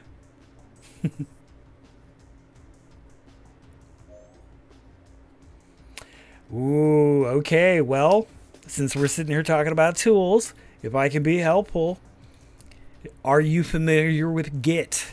Do you know Git? Or do you know tools like SourceTree? I was going to say, we can crash course you on Git and GitHub and SourceTree.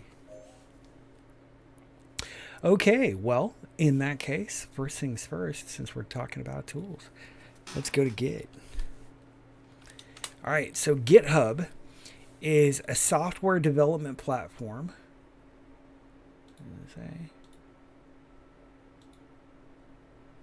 You're not going to let me log in? It is a software development platform that allows you to manage repositories of code. Typically, for early sign up is free, and you can get a GitHub account in the United States for free. But what it allows you to do is it allows you to create, like I said, a code repository that then allows you to connect to a tool such as SourceTree for version control. So if you can see my screen, here we have all of our working servers set up in different server branches. The one that I modify the most often is the asset import branch, but we have our development branch as well as our master branch, which is what pushes to Steam. This way, every single time you make a series of changes, you push them up to your GitHub repository through SourceTree. SourceTree is free. Git is free as well, at least starting out. And it allows you to do version control. So when you push it, it has a new copy. And you push it again, and it has another new copy. But if that newest copy is screwed up, you can roll back to the previous copy and go, okay, this is what my previous working state is. So instead of having to constantly save and do another save and do another save and have all these versions of your project laying around, using GitHub and using something like SourceTree, you can use version control. So if you have a bad night, if you break something or mess it up, then instead of having to go back and fix all those bugs, you can just say, I'm going to roll it back and jump back to a previous iteration. Saves you a lot of time, a lot of headaches, especially if you're integrating lots of stuff, and it allows you to work faster by knowing that if you integrate something new, you're not going to break it and not going to have to constantly save old versions. So on your homework list, Organic Ferret, you awesome guy or girl, I don't know either one, but make a note, look up GitHub and look up SourceTree and research it and make that a part of your workflow, because it will really, really help you, I promise. Instead of breaking stuff and having to sort back through code that is broken and figure out what you did, you just roll it back and jump back to a previous version and use this as your form of version control. As a programmer, it's really not hard to set up. I mean, I'm not a programmer, so I had to have somebody else that was better at it set it up for me. But really, really, really use GitHub, use SourceTree or something similar to SourceTree. Some people prefer, oh darn it, I'm drawing a blank now. But yeah, it will really help your workflow. It will really save you from digging through and compiling bugged code that you just broke. Just remember to do your pushes. And if you are working collaboratively with somebody else in the same server, make sure that before you start work every day, you pull the most recent version. So that is a serious tip, like a total bro tip right there. GitHub.com. GitHub also links up with Trello for managing workflows, especially collaborative workflows. Are you familiar with Trello? That is another question. Okay, good. As a programmer, if you're not familiar with Trello, then obviously that's one of those, well, please, you should be. But yeah, we have our project Trello board, and we have all of our features set up and what we work on. And as you can see, we're stacking towards our eventual goal of multiplayer testing. Yeah, Trello is awesome. It is, insofar as a team-based project management solution, or at least a team-based, you do this, and you do that, it's fantastic in terms of project management.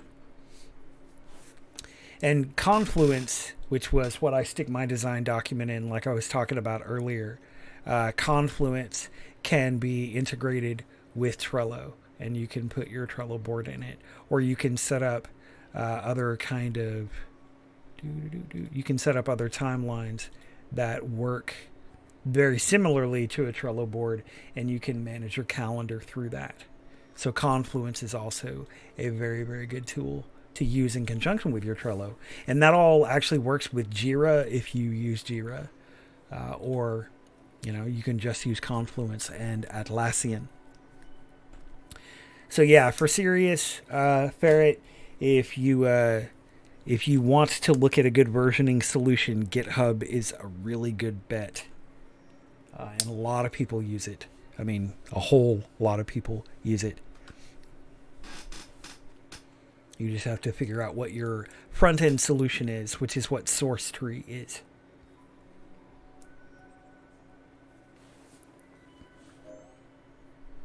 Yeah, absolutely. And that's what we're here for, honestly, Ferret, is we're here to learn from each other. I mean, as indies, that's kind of a thing, is sharing information and just putting out useful tools, especially when they work and save you time. So, if I can throw something out that helps somebody else out, then that's what I'm here for. And my hope is always that other people are like, yeah, you should totally try this. And I go and look at something and it works out equally as well for me. So helping each other out. That's how we get more badass. Speaking of more badass, I think what I need to do is take a brief break, stand up, stretch my legs, all that happy fun stuff. For whatever reason, I cannot get this FPS mesh tool to work on this particular character. So I'm probably going to have to come in and either check that out a little more or plug away with it.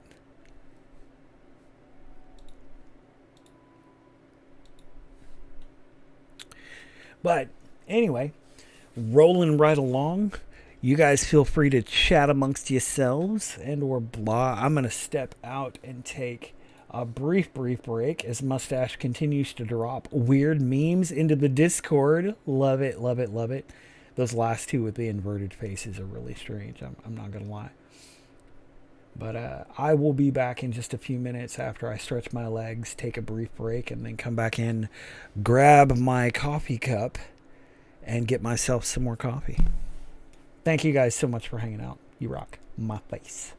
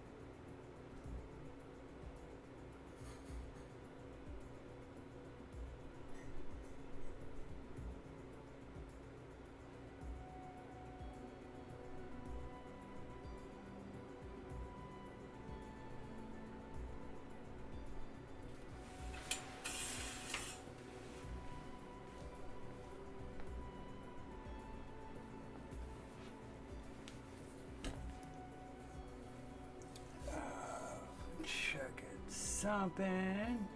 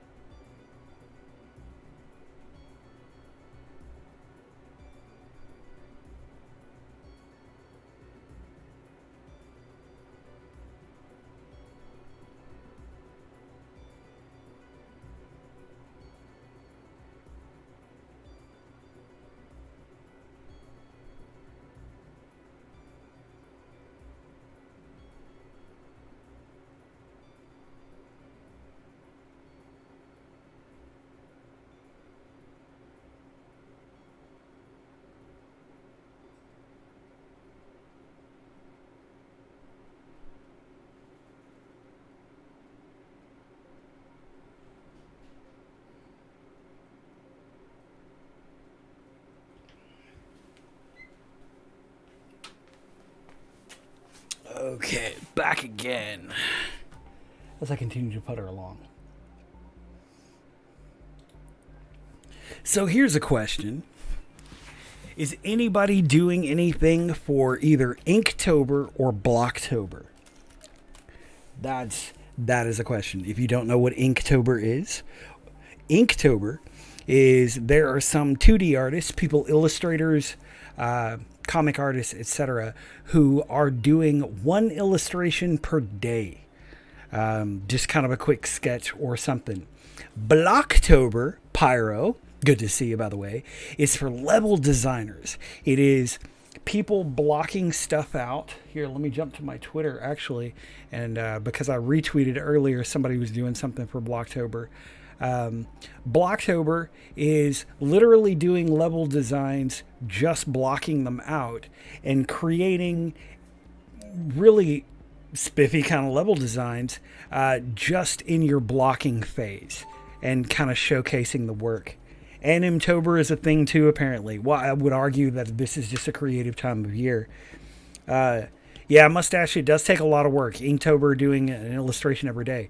But Pyro, if you're on Twitter, you should definitely search the hashtag Sleeptober. Yeah, Sleeptober sounds wonderful. But you should, if you're able and you're on Twitter, you should check out the hashtag of Blocktober, because there are a lot of cool artists that are just blocking out levels and doing stuff very simplistically, but producing some decent quality work. Hell, let's see if I can pull up a hashtag. Blocktober. Okay, some people say Blocktoberfest, which I'm not sure what that is about. But Blocktober itself has been primarily about level design. A whole lot of level design that people are reblocking out and oversimplifying and breaking down to just blocking phases. So Blocktober itself, like I said, just hyper refinement of level design. I was going to do some work, if not tonight, then maybe tomorrow night. Hashtag it Blocktober and just see what I can bust out with. Because when you're in the block phase, you're trying to keep things as simple as possible. But it allows you to really kind of refine your level design. That's a nice roof block out. And seeing as how, Pyro level design is something you're interested in, that is, I bet there's a Voxeltober. There might be. There really might be. This video or this particular GIF, let's see if I can load this up on my screen. Yeah, this one in particular was from Drake's Fortune, Uncharted 4, and specifically for Blocktober, showing how they blocked the scene out and set up all the mechanics before they set up all the rest of the level refinement and the visual effects and all of the Houdini magic that they do. But yeah, totally. If you're on Twitter, search Blocktober. Look at how people block out their levels, how they start versus how they end. And it gives a lot of really great insight into the level building process. Plus, just some people using blocks to start out their rough game mechanics.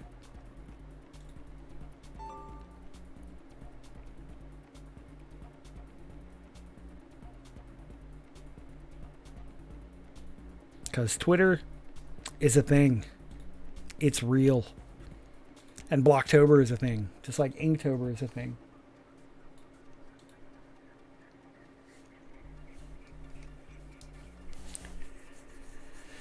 Speaking of which, ooh. Not much of a social media guy. I can appreciate that. Frankly, I'm kind of not either. I'm more of the weird, reclusive hermit. Why he'll never be on Facebook. Facebook is its own kind of beautiful. I think of it like a garden where some of the plants will eat you. Like, if you know which plants to look at, they're beautiful, and you can talk to them like you do to your plants, depending on your level of hippie, and you can hug your plants and water them and take good care of them. And then there are other plants that are big and scary and angry, and if you get too close, they rip your face off and spit your head out, like that movie Little Shop of Horrors. That's Facebook in every way it can be. Yeah, Mamo, I have to as well. I think if you're an artist, especially if you are a game developer, and if you ever want to do anything indie and really push out there, you have to practice social media. Don't need Mr. Zuckerberg to follow me on every site so he can make a profile about me. That's why I blocked everything Facebook. I know, but they're watching us anyway. They know everything we do. But staying away from that discussion, in more ways than one, actually, Facebook, social media in general, I have just learned to stay away from politics. I have learned to focus on game development, game-related art, etc. I am a nice escape from all of that scary, or at least I try to be. And learning how to do that in social media has been a challenge, but I think I've gotten pretty good at it, especially all the fights on social media I used to pick. Because if you're ever going to get bought by Disney or ZeniMax or Time Warner, one of the first things they actually do, believe it or not, is they go pining through your social media. And they look to see how you have reacted with the public. And if you're bad, they'll tell you no on account of your social media. It's real.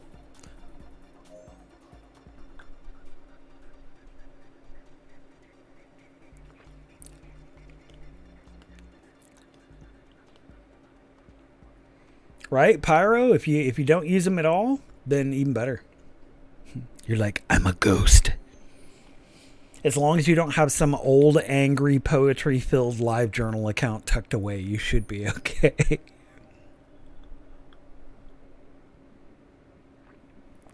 I may or may not have been guilty of that 15 years ago. You know, when we were all goth.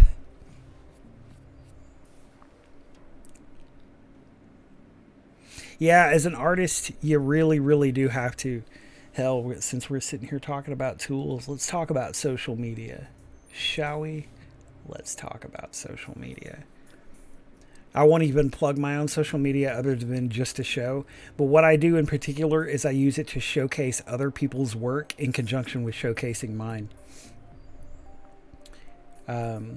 Because you can decide what you want to share. I mean, I show pictures from our broadcast because, you know, I want to build a community. And of course, you got to have pictures of the dinosaur. But mostly I use it as a gallery for my work. The big magic trick on social media is to post often, but only post about your stuff like 20% of the time or 30% of the time. You want to also post other people's stuff as often as possible. So, you know, I have a thing about maps from video games, just anything relevant to your interests, be it animation, be it programming, because you're looking for other people to kind of hop into the community with. So ultimately, you don't have to post about you. You don't have to post about your life or anything you have going on unless you just feel like being quippy. But you can use it. I mean, here's pictures from my previous broadcasts. You guys saw me working on some of that. Just use it as an opportunity to step out there and not only showcase your work, but showcase other people's work.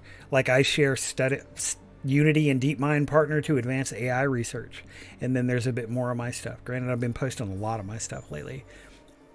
But even if you don't do social media, if you're an artist, I recommend getting an art station. I highly, highly, highly recommend getting an art station. And it going pro. The Bongo Cat. Love Bongo Cat. But ArtStation is kind of like the new Deviant Art, except people are actually here and they actually use it. It allows you to showcase your portfolio, but it also gives you a free website that you can turn into a pro site. So everything that I push to this gets pushed to my portfolio site, and it manages it automatically for me.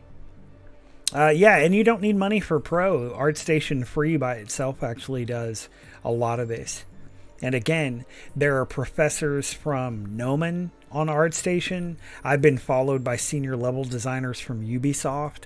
It really is, especially if you're into gaming, it really is a good place to showcase your art and to showcase your works in progress. I've gotten a lot of exposure, and I've gotten job offers from ArtStation from people. I got a job offer from Apple. I didn't pass the interview, but I got a job offer, or at least an interview offer from Apple for my stuff on ArtStation. That's actually how I got the project that let me work for IMAX. Was off of ArtStation. So I totally recommend that, if at all possible. There's always Facebook.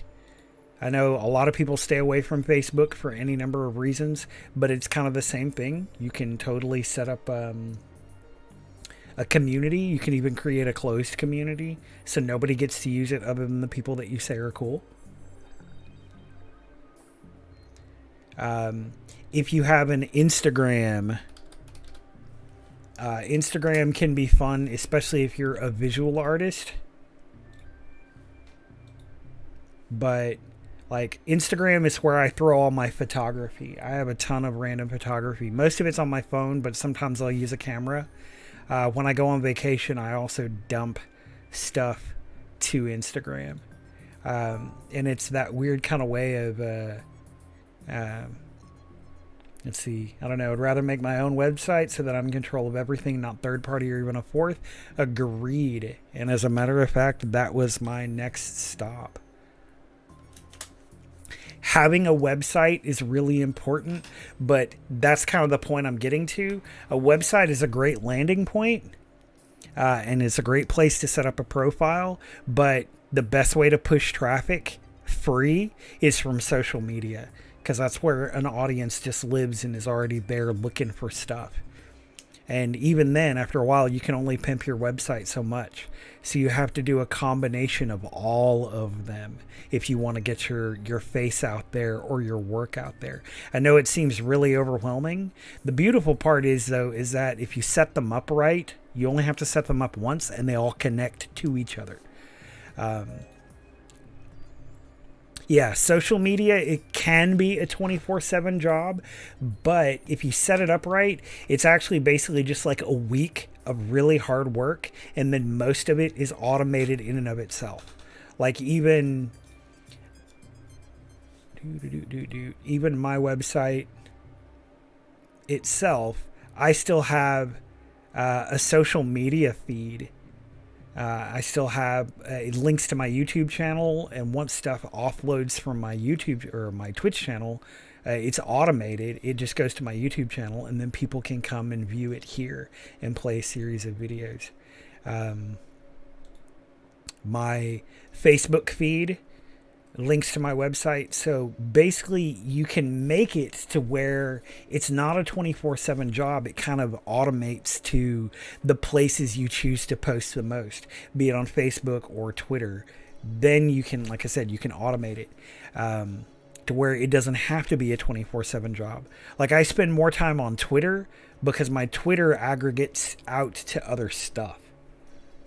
And so it isn't quite as scary of a nightmare as you think. What is scary, in my opinion, is setting up a store, because that's something you have to pay for monthly that handles orders, inventory, and then you have to pay taxes on at the end of the year.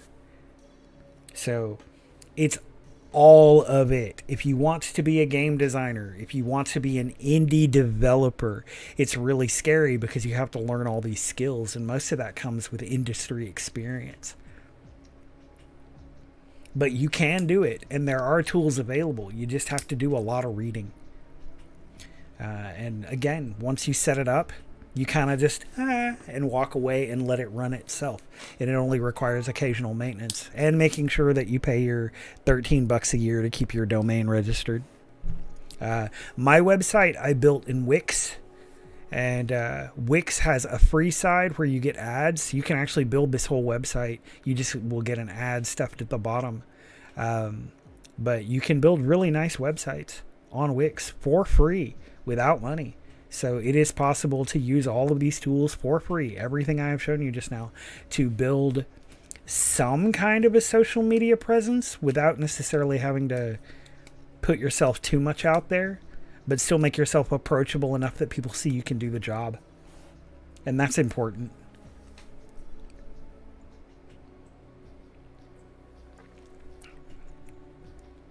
And my hope is that any of you guys watching this go, that's cool, and then go and research it for yourself to put together your websites or your portfolios, etc. But my hope is also anybody that watches this later kind of gets the same thing, because I want to produce quality content, and if that means I can take what I have learned and share it with y'all, then that's quality content. Plus, I want to hear about what y'all use. If you have websites, besides like DeviantArt, we've heard of DeviantArt. But if you have websites where your portfolios are up, or if you have like a Behance, Mamo, I'm actually pretty curious about your reel. You probably haven't had to put together a demo reel in like 2 years, and it's probably just up on YouTube. But I'm curious if you have a pro site. You made an art station, but you don't use it? Well, Pyro, you might not be an artist, but as a programmer, especially doing game-related stuff, there's still a demo reel you can put together. Vimeo, yeah. I don't really get the difference between Vimeo and YouTube. I've heard Vimeo is a little less restrictive, but I don't know enough about it beyond it's a great place to watch music videos.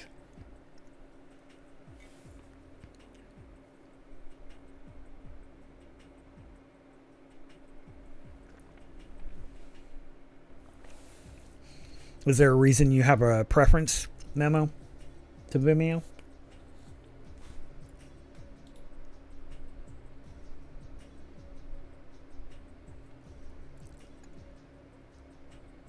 And while I'm sitting here thumbing through this with this on my screen, my website even links to my blog. I haven't actually put anything on my blog in a couple of months, but I have done some other concepts and stuff. And that's available just right off my website.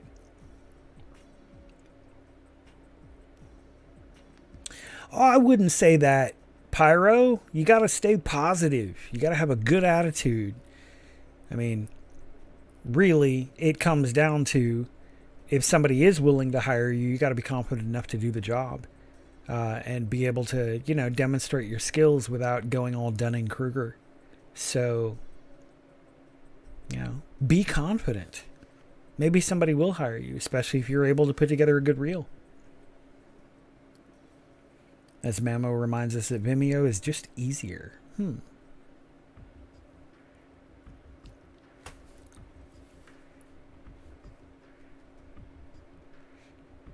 yeah, going with a classic website, you can do all kinds of stuff and you can set up portfolios, but it's also good to have just a bunch of content. That's the other thing that social media really does help with, is it forces you to keep making content and be as prolific as possible. Well, Pyro maybe will inspire you to get some ideas for stuff to do, darn it. I mean, somebody was on the other night and had a walking house. I mean, how cool is that? I love throwing videos like that up. For the life of me, I can't remember who that was right now, but I thought it was absolutely brilliant. Of the house that roams around that you have to find stuff to fill it up. And the house had the legs. I don't know if you got to see that. It was on either my previous video or the one before, but it was genius. Oh, I'm sorry you're not feeling good, mustache, but I appreciate you coming and hanging out. Get some rest.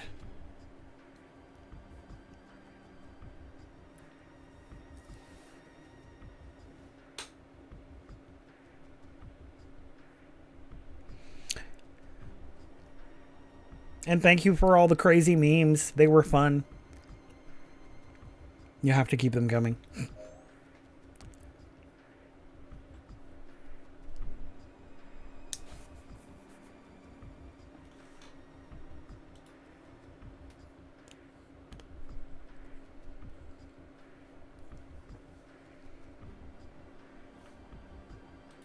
Okay.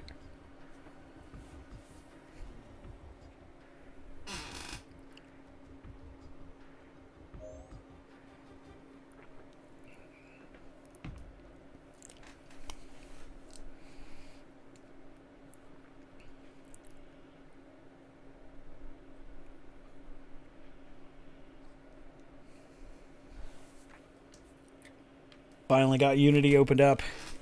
Did it take a minute?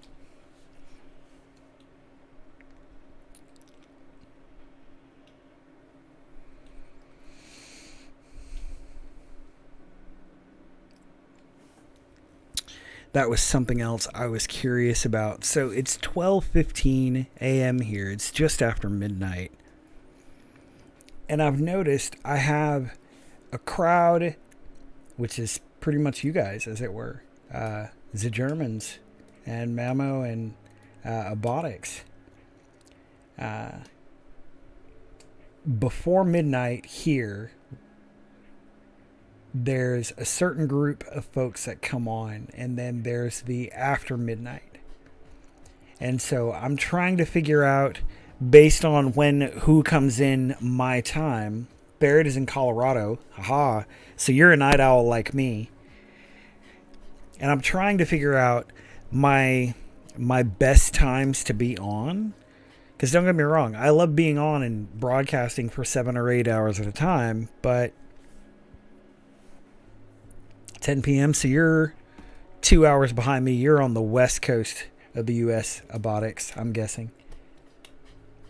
But I'm trying to figure out the optimum time for me to come on and hang out and get my work done. I still maintain also that even though all you see is a character on my screen, I'm actually getting work done. There's things I'm running in the background. That's my story, and I'm sticking to it.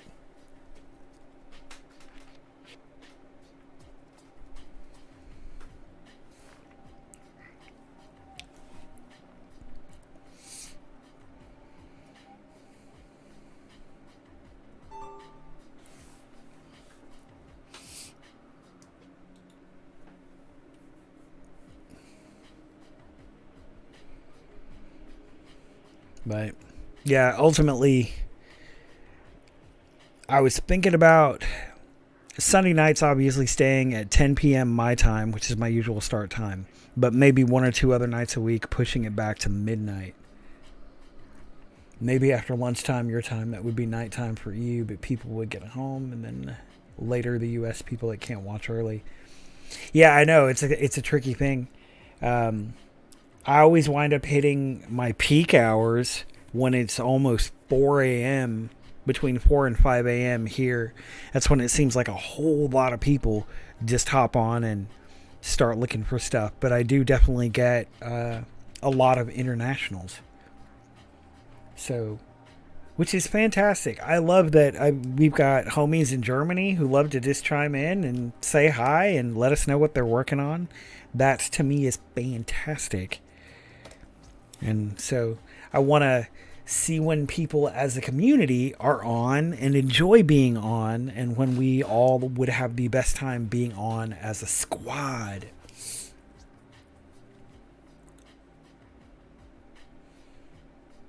And see, all the cooler, Pyro. You're hanging out with us while you're on vacation. Even better.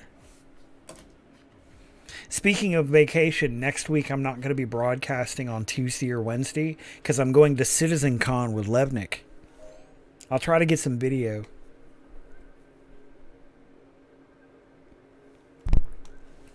Abotics, answering your question. What IK solution we are using? Final IK. That is made... Who is that made by? I actually don't have that in this particular package.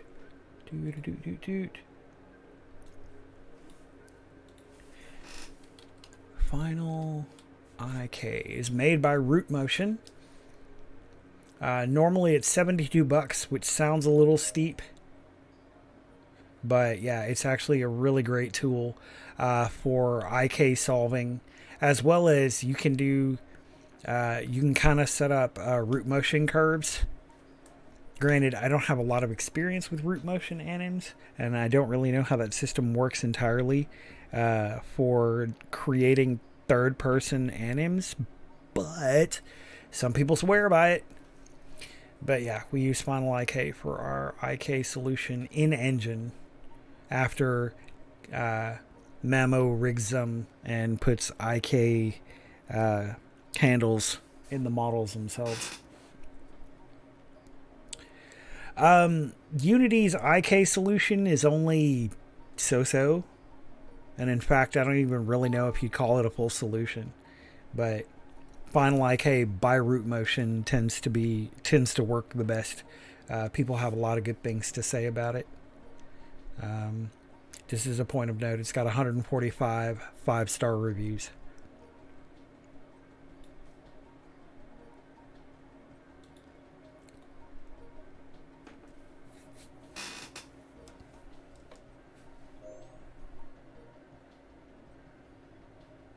Root motion is great for super fluid animation, but it can be kind of stiff if you don't have enough anims for every possible outcome. Yeah, we're kind of learning that Abotics insofar as just a root motion system or the uses of root motion. We were kind of going with a standard, more physics-based character controller.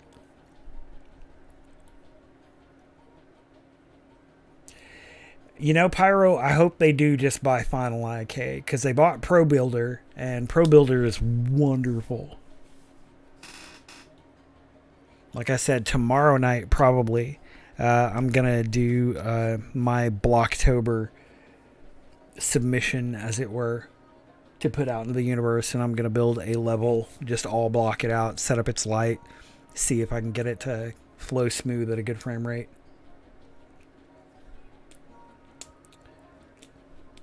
You are correct, Pyro. They bought Text Mesh Pro. That's a good asset. I've got it. I had it before they integrated it.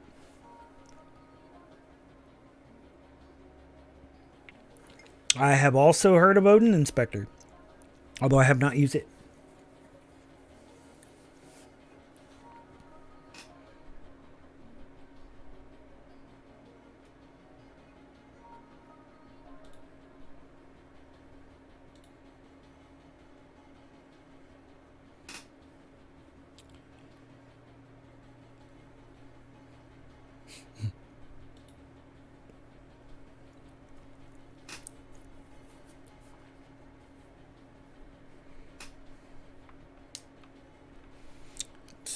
While I'm sitting here thinking about it. Odin Inspector and Serializer. Did I get that with a Humble Bundle? No.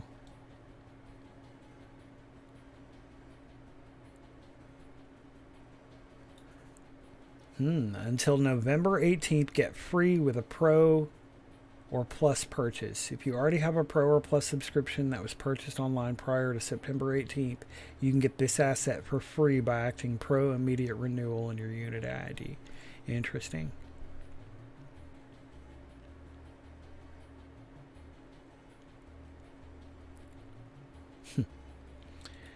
Odin puts your Unity workflow on steroids, making it easy to build powerful and advanced user-friendly editors for you and your entire team.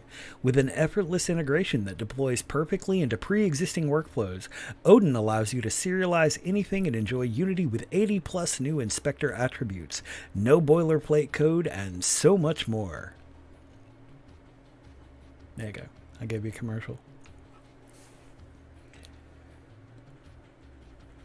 Makes so much sense to have it in the hide aspects of the games when you work on something, for example, but not actually deactivating them. Makes sense, Pyro. Congrats, Abotics. I look forward to seeing that. Block it out. Abotics, do you have a stream?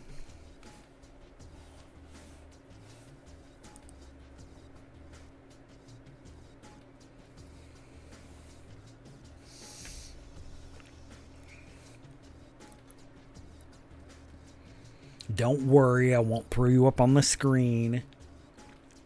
Yet.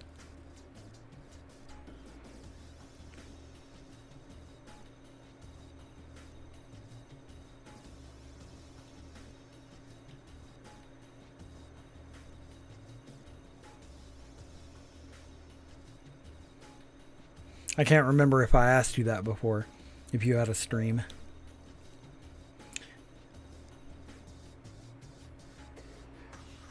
And who doesn't want to watch Mario 64? I mean, it's a classic. Thanks for that suggestion about Odin Pyro. I'll look into that some more tomorrow. I went ahead and bookmarked it.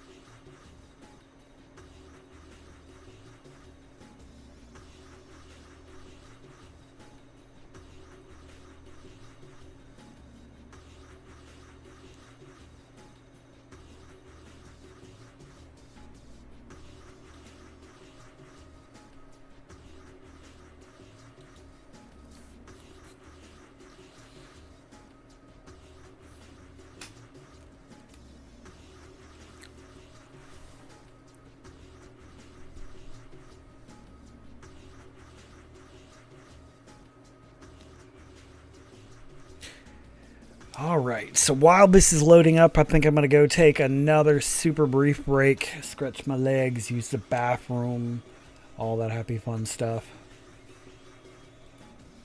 I will be back in just a moment. Thank you so much for hanging out. It's really cool to have folks here and just kind of doing our thing as we all keep working and or setting up, etc., etc., etc. I'll be right back. Burritos for everybody.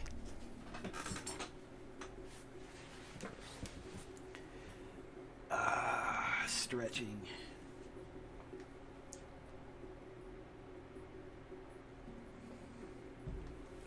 And I say it all the time before I go and take my quick lap, so to speak. If you're sitting at a desk for hours at a time, please, please, please hydrate. Stay stretched, stay flexible. Get up at least once an hour to stretch your legs, bend over, touch your toes if you're still able to and not too old or glued to your chair yet. Hydrate. Hydration is really important. Don't just live off of coffee and Mountain Dew. And take a break every now and again. Rest your eyes, which is what I am about to do. So thanks for hanging out. I'll be back in just a second. Don't go anywhere.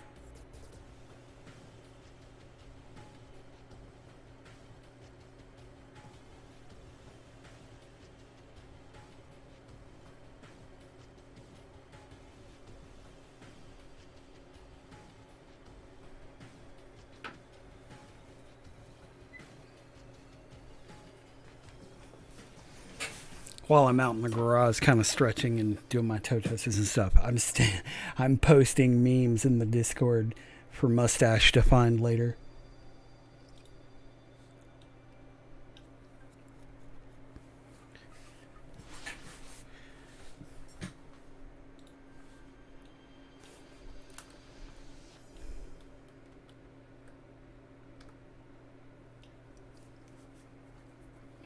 When she comes back on tomorrow, she'll be like, oh my God. She was putting some pretty good ones in there too, I gotta admit. There's a meme craft.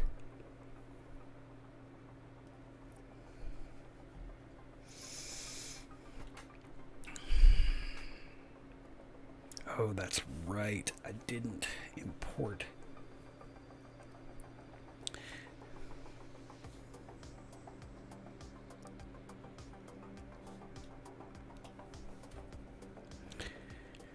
So World Creator has put out a new sync tool, and I'm supposed to be importing and setting that up because their old sync tool was having issues. Outstanding. Hydrated is good. That's important. I am as well. Although I say that, I didn't actually get more tea. I just kind of topped off my coffee.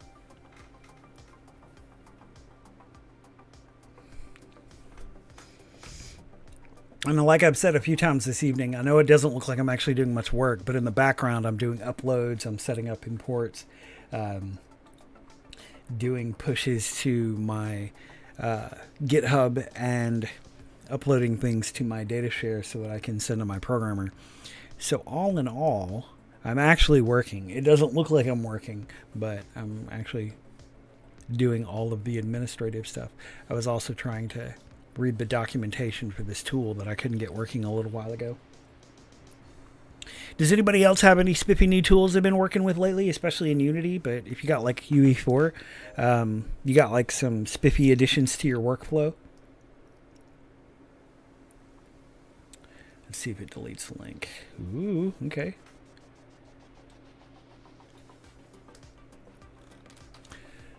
Let's see what he's got for us. Did that have a space? It did not have a space. Ooh. Enhanced hierarchy. Is that what you wanted to drop in there, Pyro?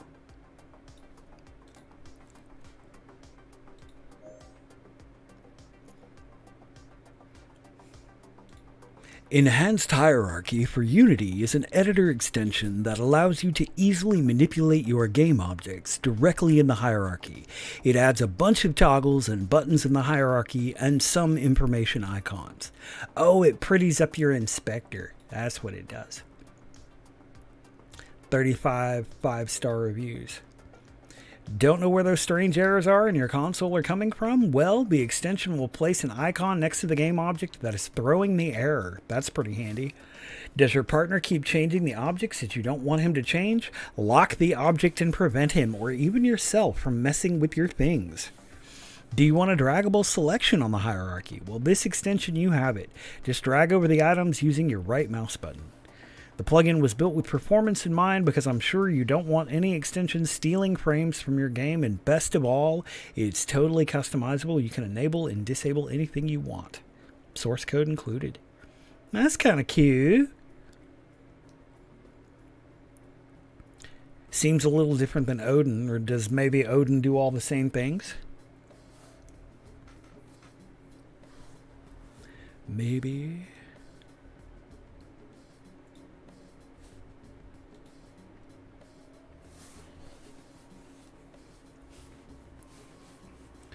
That is kind of a neat tool, though, because I was thinking something similar in the hierarchy, in some ways how it could be expanded. And there are other tools out there that actually let you mark up your hierarchy or mark up your project.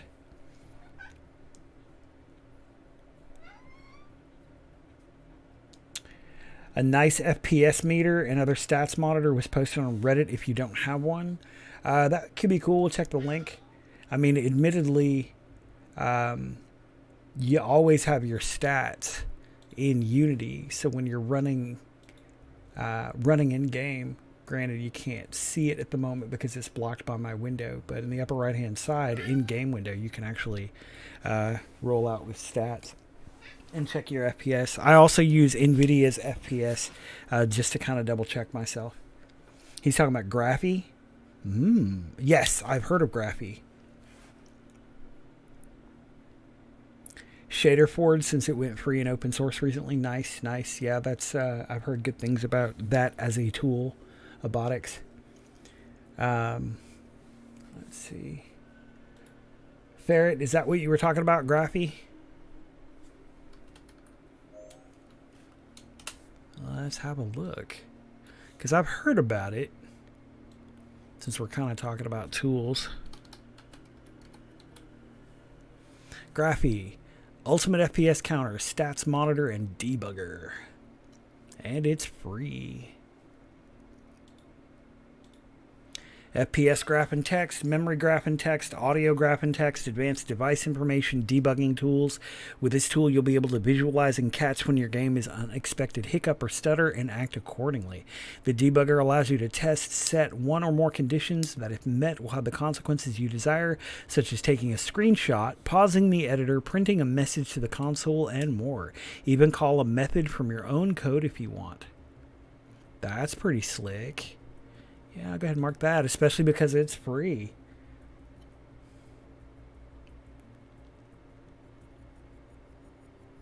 22 5-star reviews. Excellent. Thank you, Ferret. That's something I'll have to research. Nice. See, this is why we do what we do.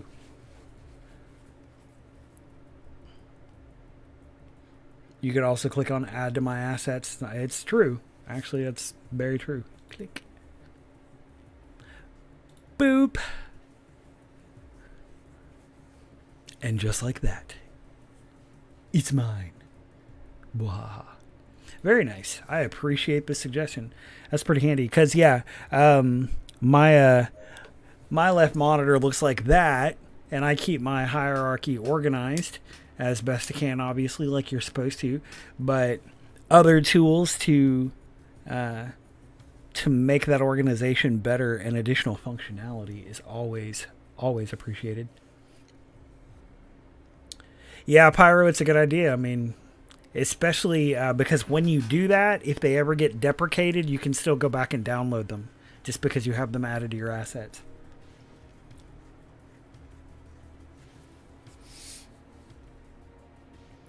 And that's pretty cool. Yeah, if they change the price as well. That is true.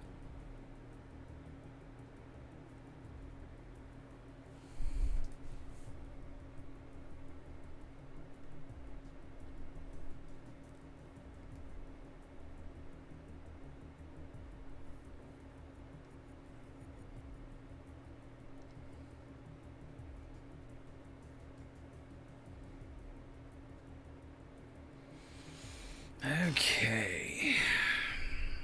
Ooh, that also reminds me. Speaking of, I had an issue before trying to import this, but I'm going to see if I can import it again. So another good asset. It's a little pricey.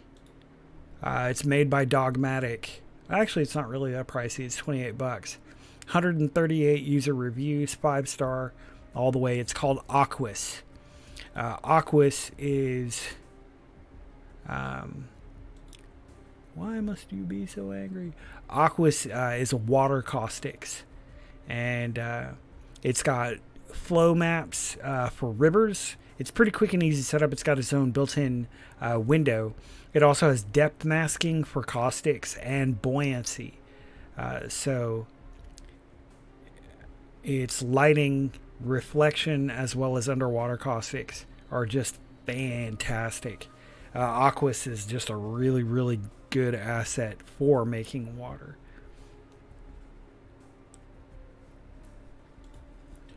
I needed to import this.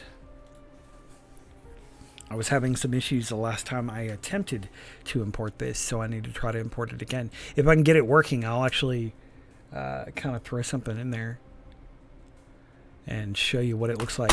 Oops, because yeah, it's cool. It just threw up a whole bunch of errors when I had imported it previously. But I didn't move it to my final folder, my tools folder. Yeah, tons of good tools. And that's kind of one thing I hope we're able to continue to do is when we find good tools that work really well, just make suggestions to each other and throw them out there.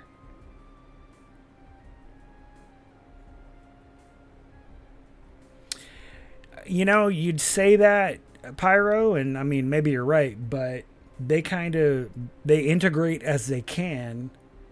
And a lot of third-party companies come along and create their own assets, and Unity kind of has to pick and choose which ones they want to buy out and integrate if the price is right, like they did with Procore.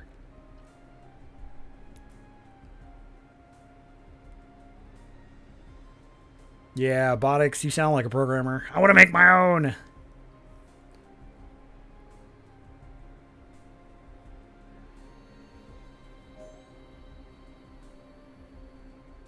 Oh, agreed, Pyro. Totally agreed. But like I said, it's just a third-party company coming along and coming up with an idea that maybe Unity didn't think of, and they look at it and they go, hey, that's great. And then they approach these people, and how much do you want to be integrated for? And they give them a ridiculous number, and Unity just kind of might have to say, yeah, sometimes. That only happens sometimes. That's like a small percentage, but it does happen. There's any number of reasons why it may not have started as an integration.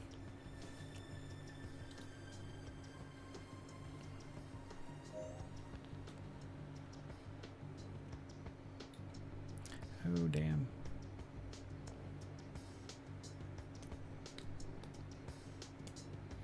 Yeah.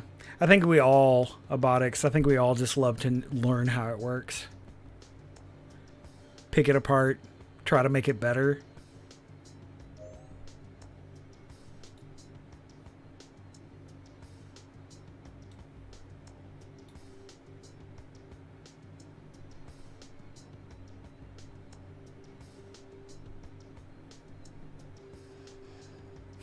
But physics, maths.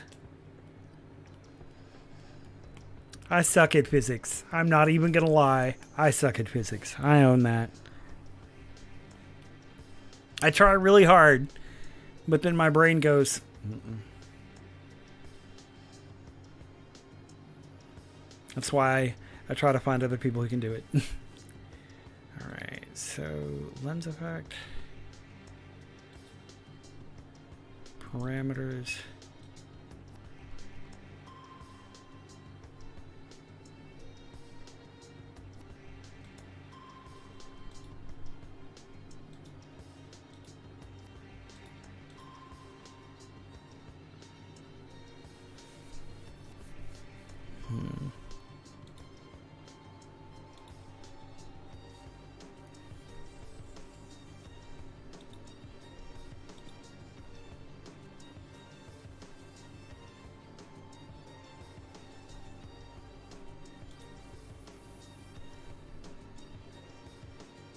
So part of the issue I'm having with importing Aquist right now is it's interfering with post-processing.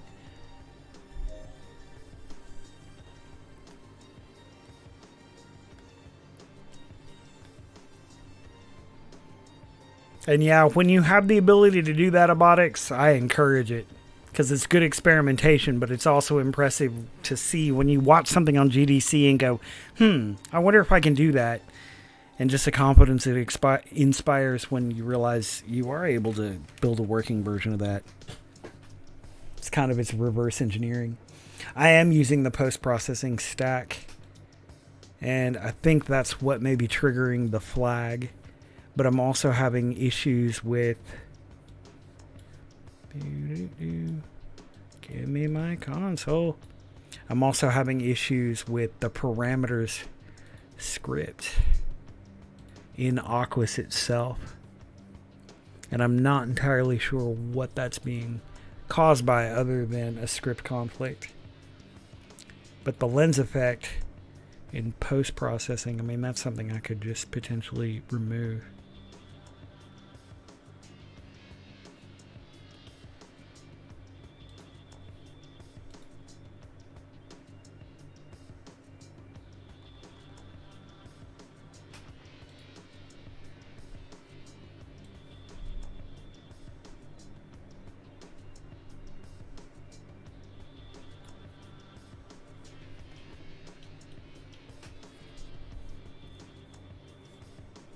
No.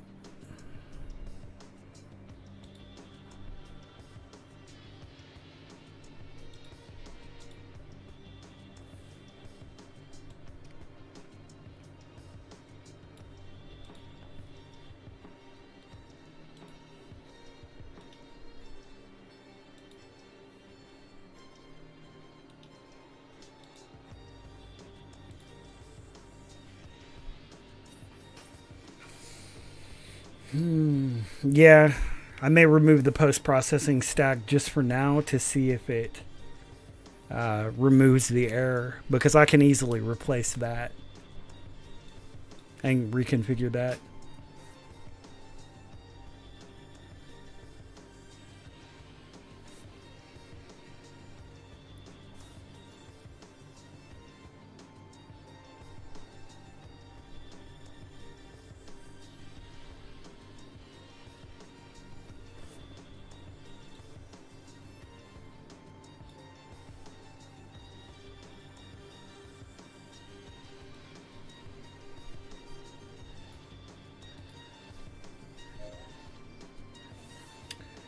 Following a Medium page on some of the graphical techniques in Windwalker.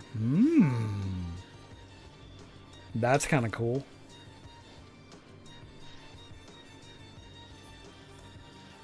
I have to check that out.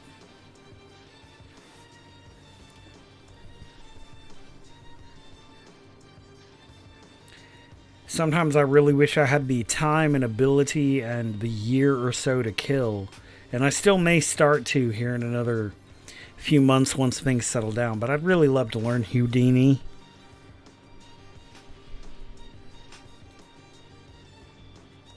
There's a ton of amazing stuff people have been cranking out of Houdini. Not only just visual effects, water and smoke simulation and particles, but also just incredible work with different types of visual effects that they can literally one-click export to Unity and Unreal. Really, really high quality visual effects. And that pipeline, which I find very intriguing, because I don't know how to do it.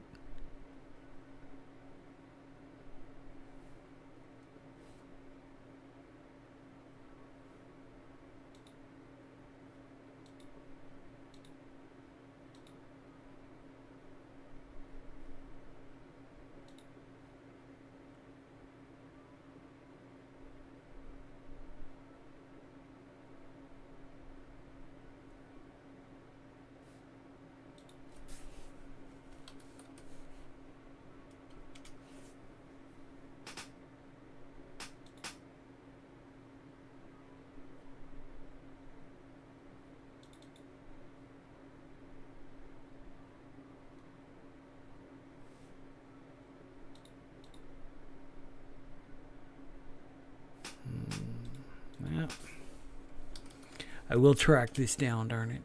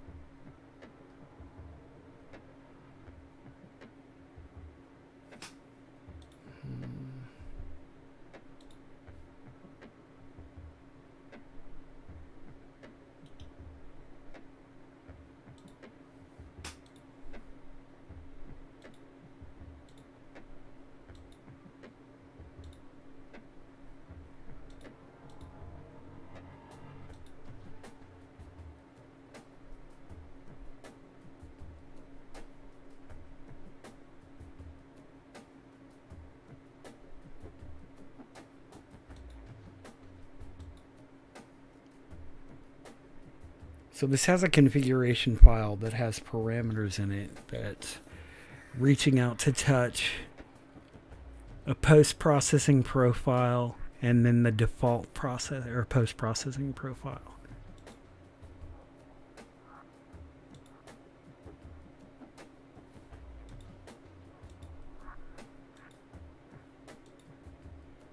So what I'd likely have to do with the current post-processing profile is rewrite it to switch between the two from the standard profile that I have set up programmatically to the underwater one once you pass through that trigger.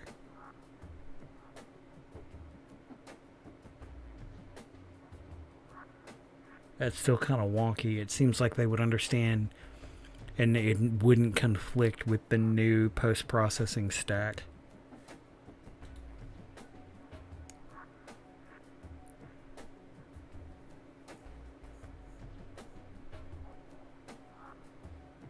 Yeah, that's going to take some more research. It also won't let me do that until that's compiled.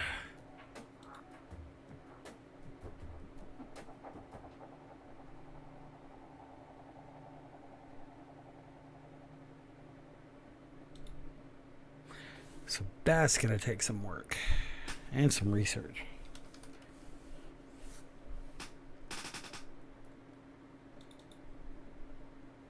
And I definitely don't think I'm going to do that tonight.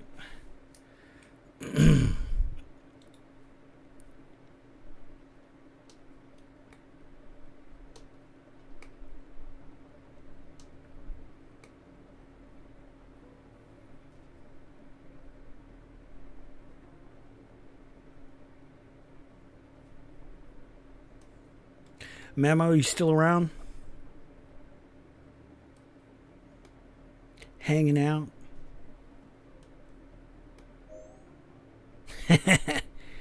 Are you going to be streaming tonight? Are you done?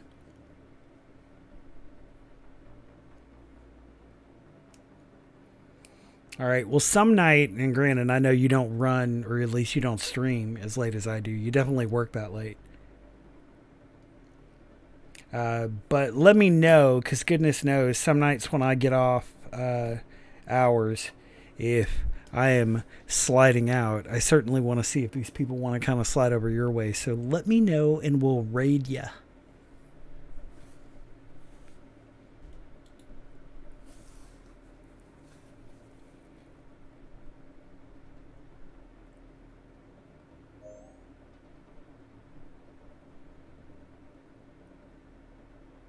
Good stuff. Because, I mean, unless I'm mistaken, raids are just a good way to kind of hand off viewers to somebody else.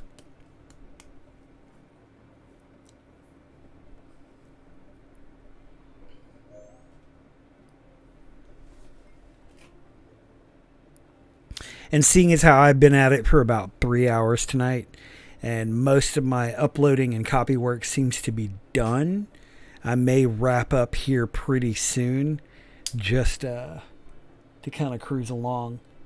I really do appreciate everybody who's come and hung out with me tonight. I know it doesn't look like I've done a whole lot of work, but I've been sitting here kind of tooling away behind the scenes. One person watch called Straws. Well, let's see. Maybe.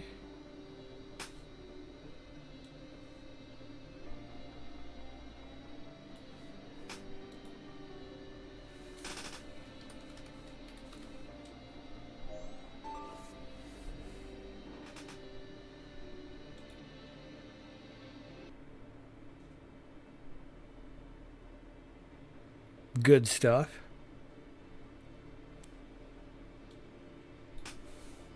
Very well.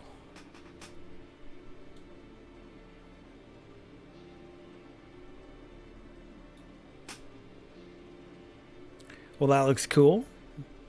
I think what I may do here in a few minutes is hand that over to Straws and see if anybody is interested in kind of sliding over there and checking out his stream.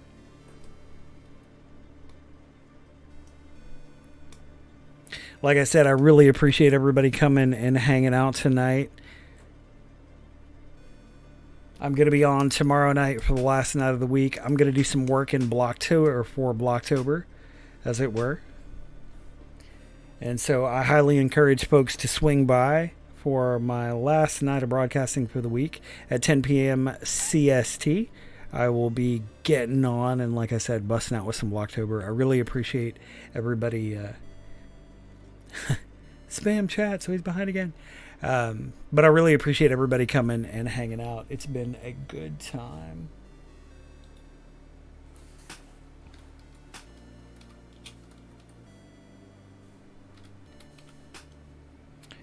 So let's see if we can do this raid thing. Bam.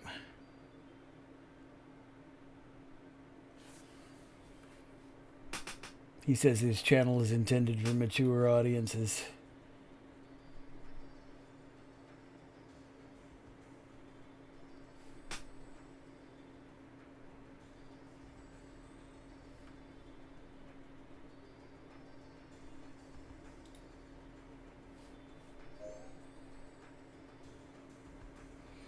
Yeah, you too, Abotics. I really appreciate it. Like I said, I'm just gonna kind of slide over. I'm gonna finish out the work that I've done tonight, and I'm gonna go ahead and close out. But I really appreciate everybody dropping by. Thank you so much for coming and hanging out, and feel free to hang out and watch Straw's work.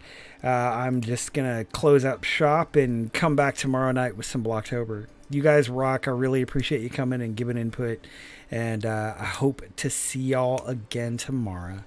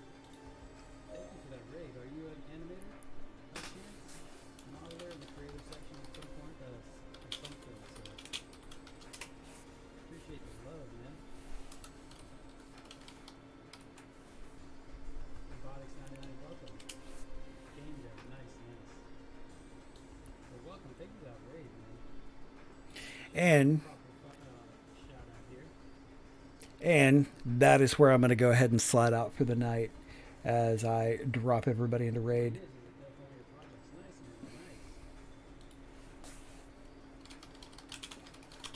Let me go ahead and save this. I'll show you guys what it is.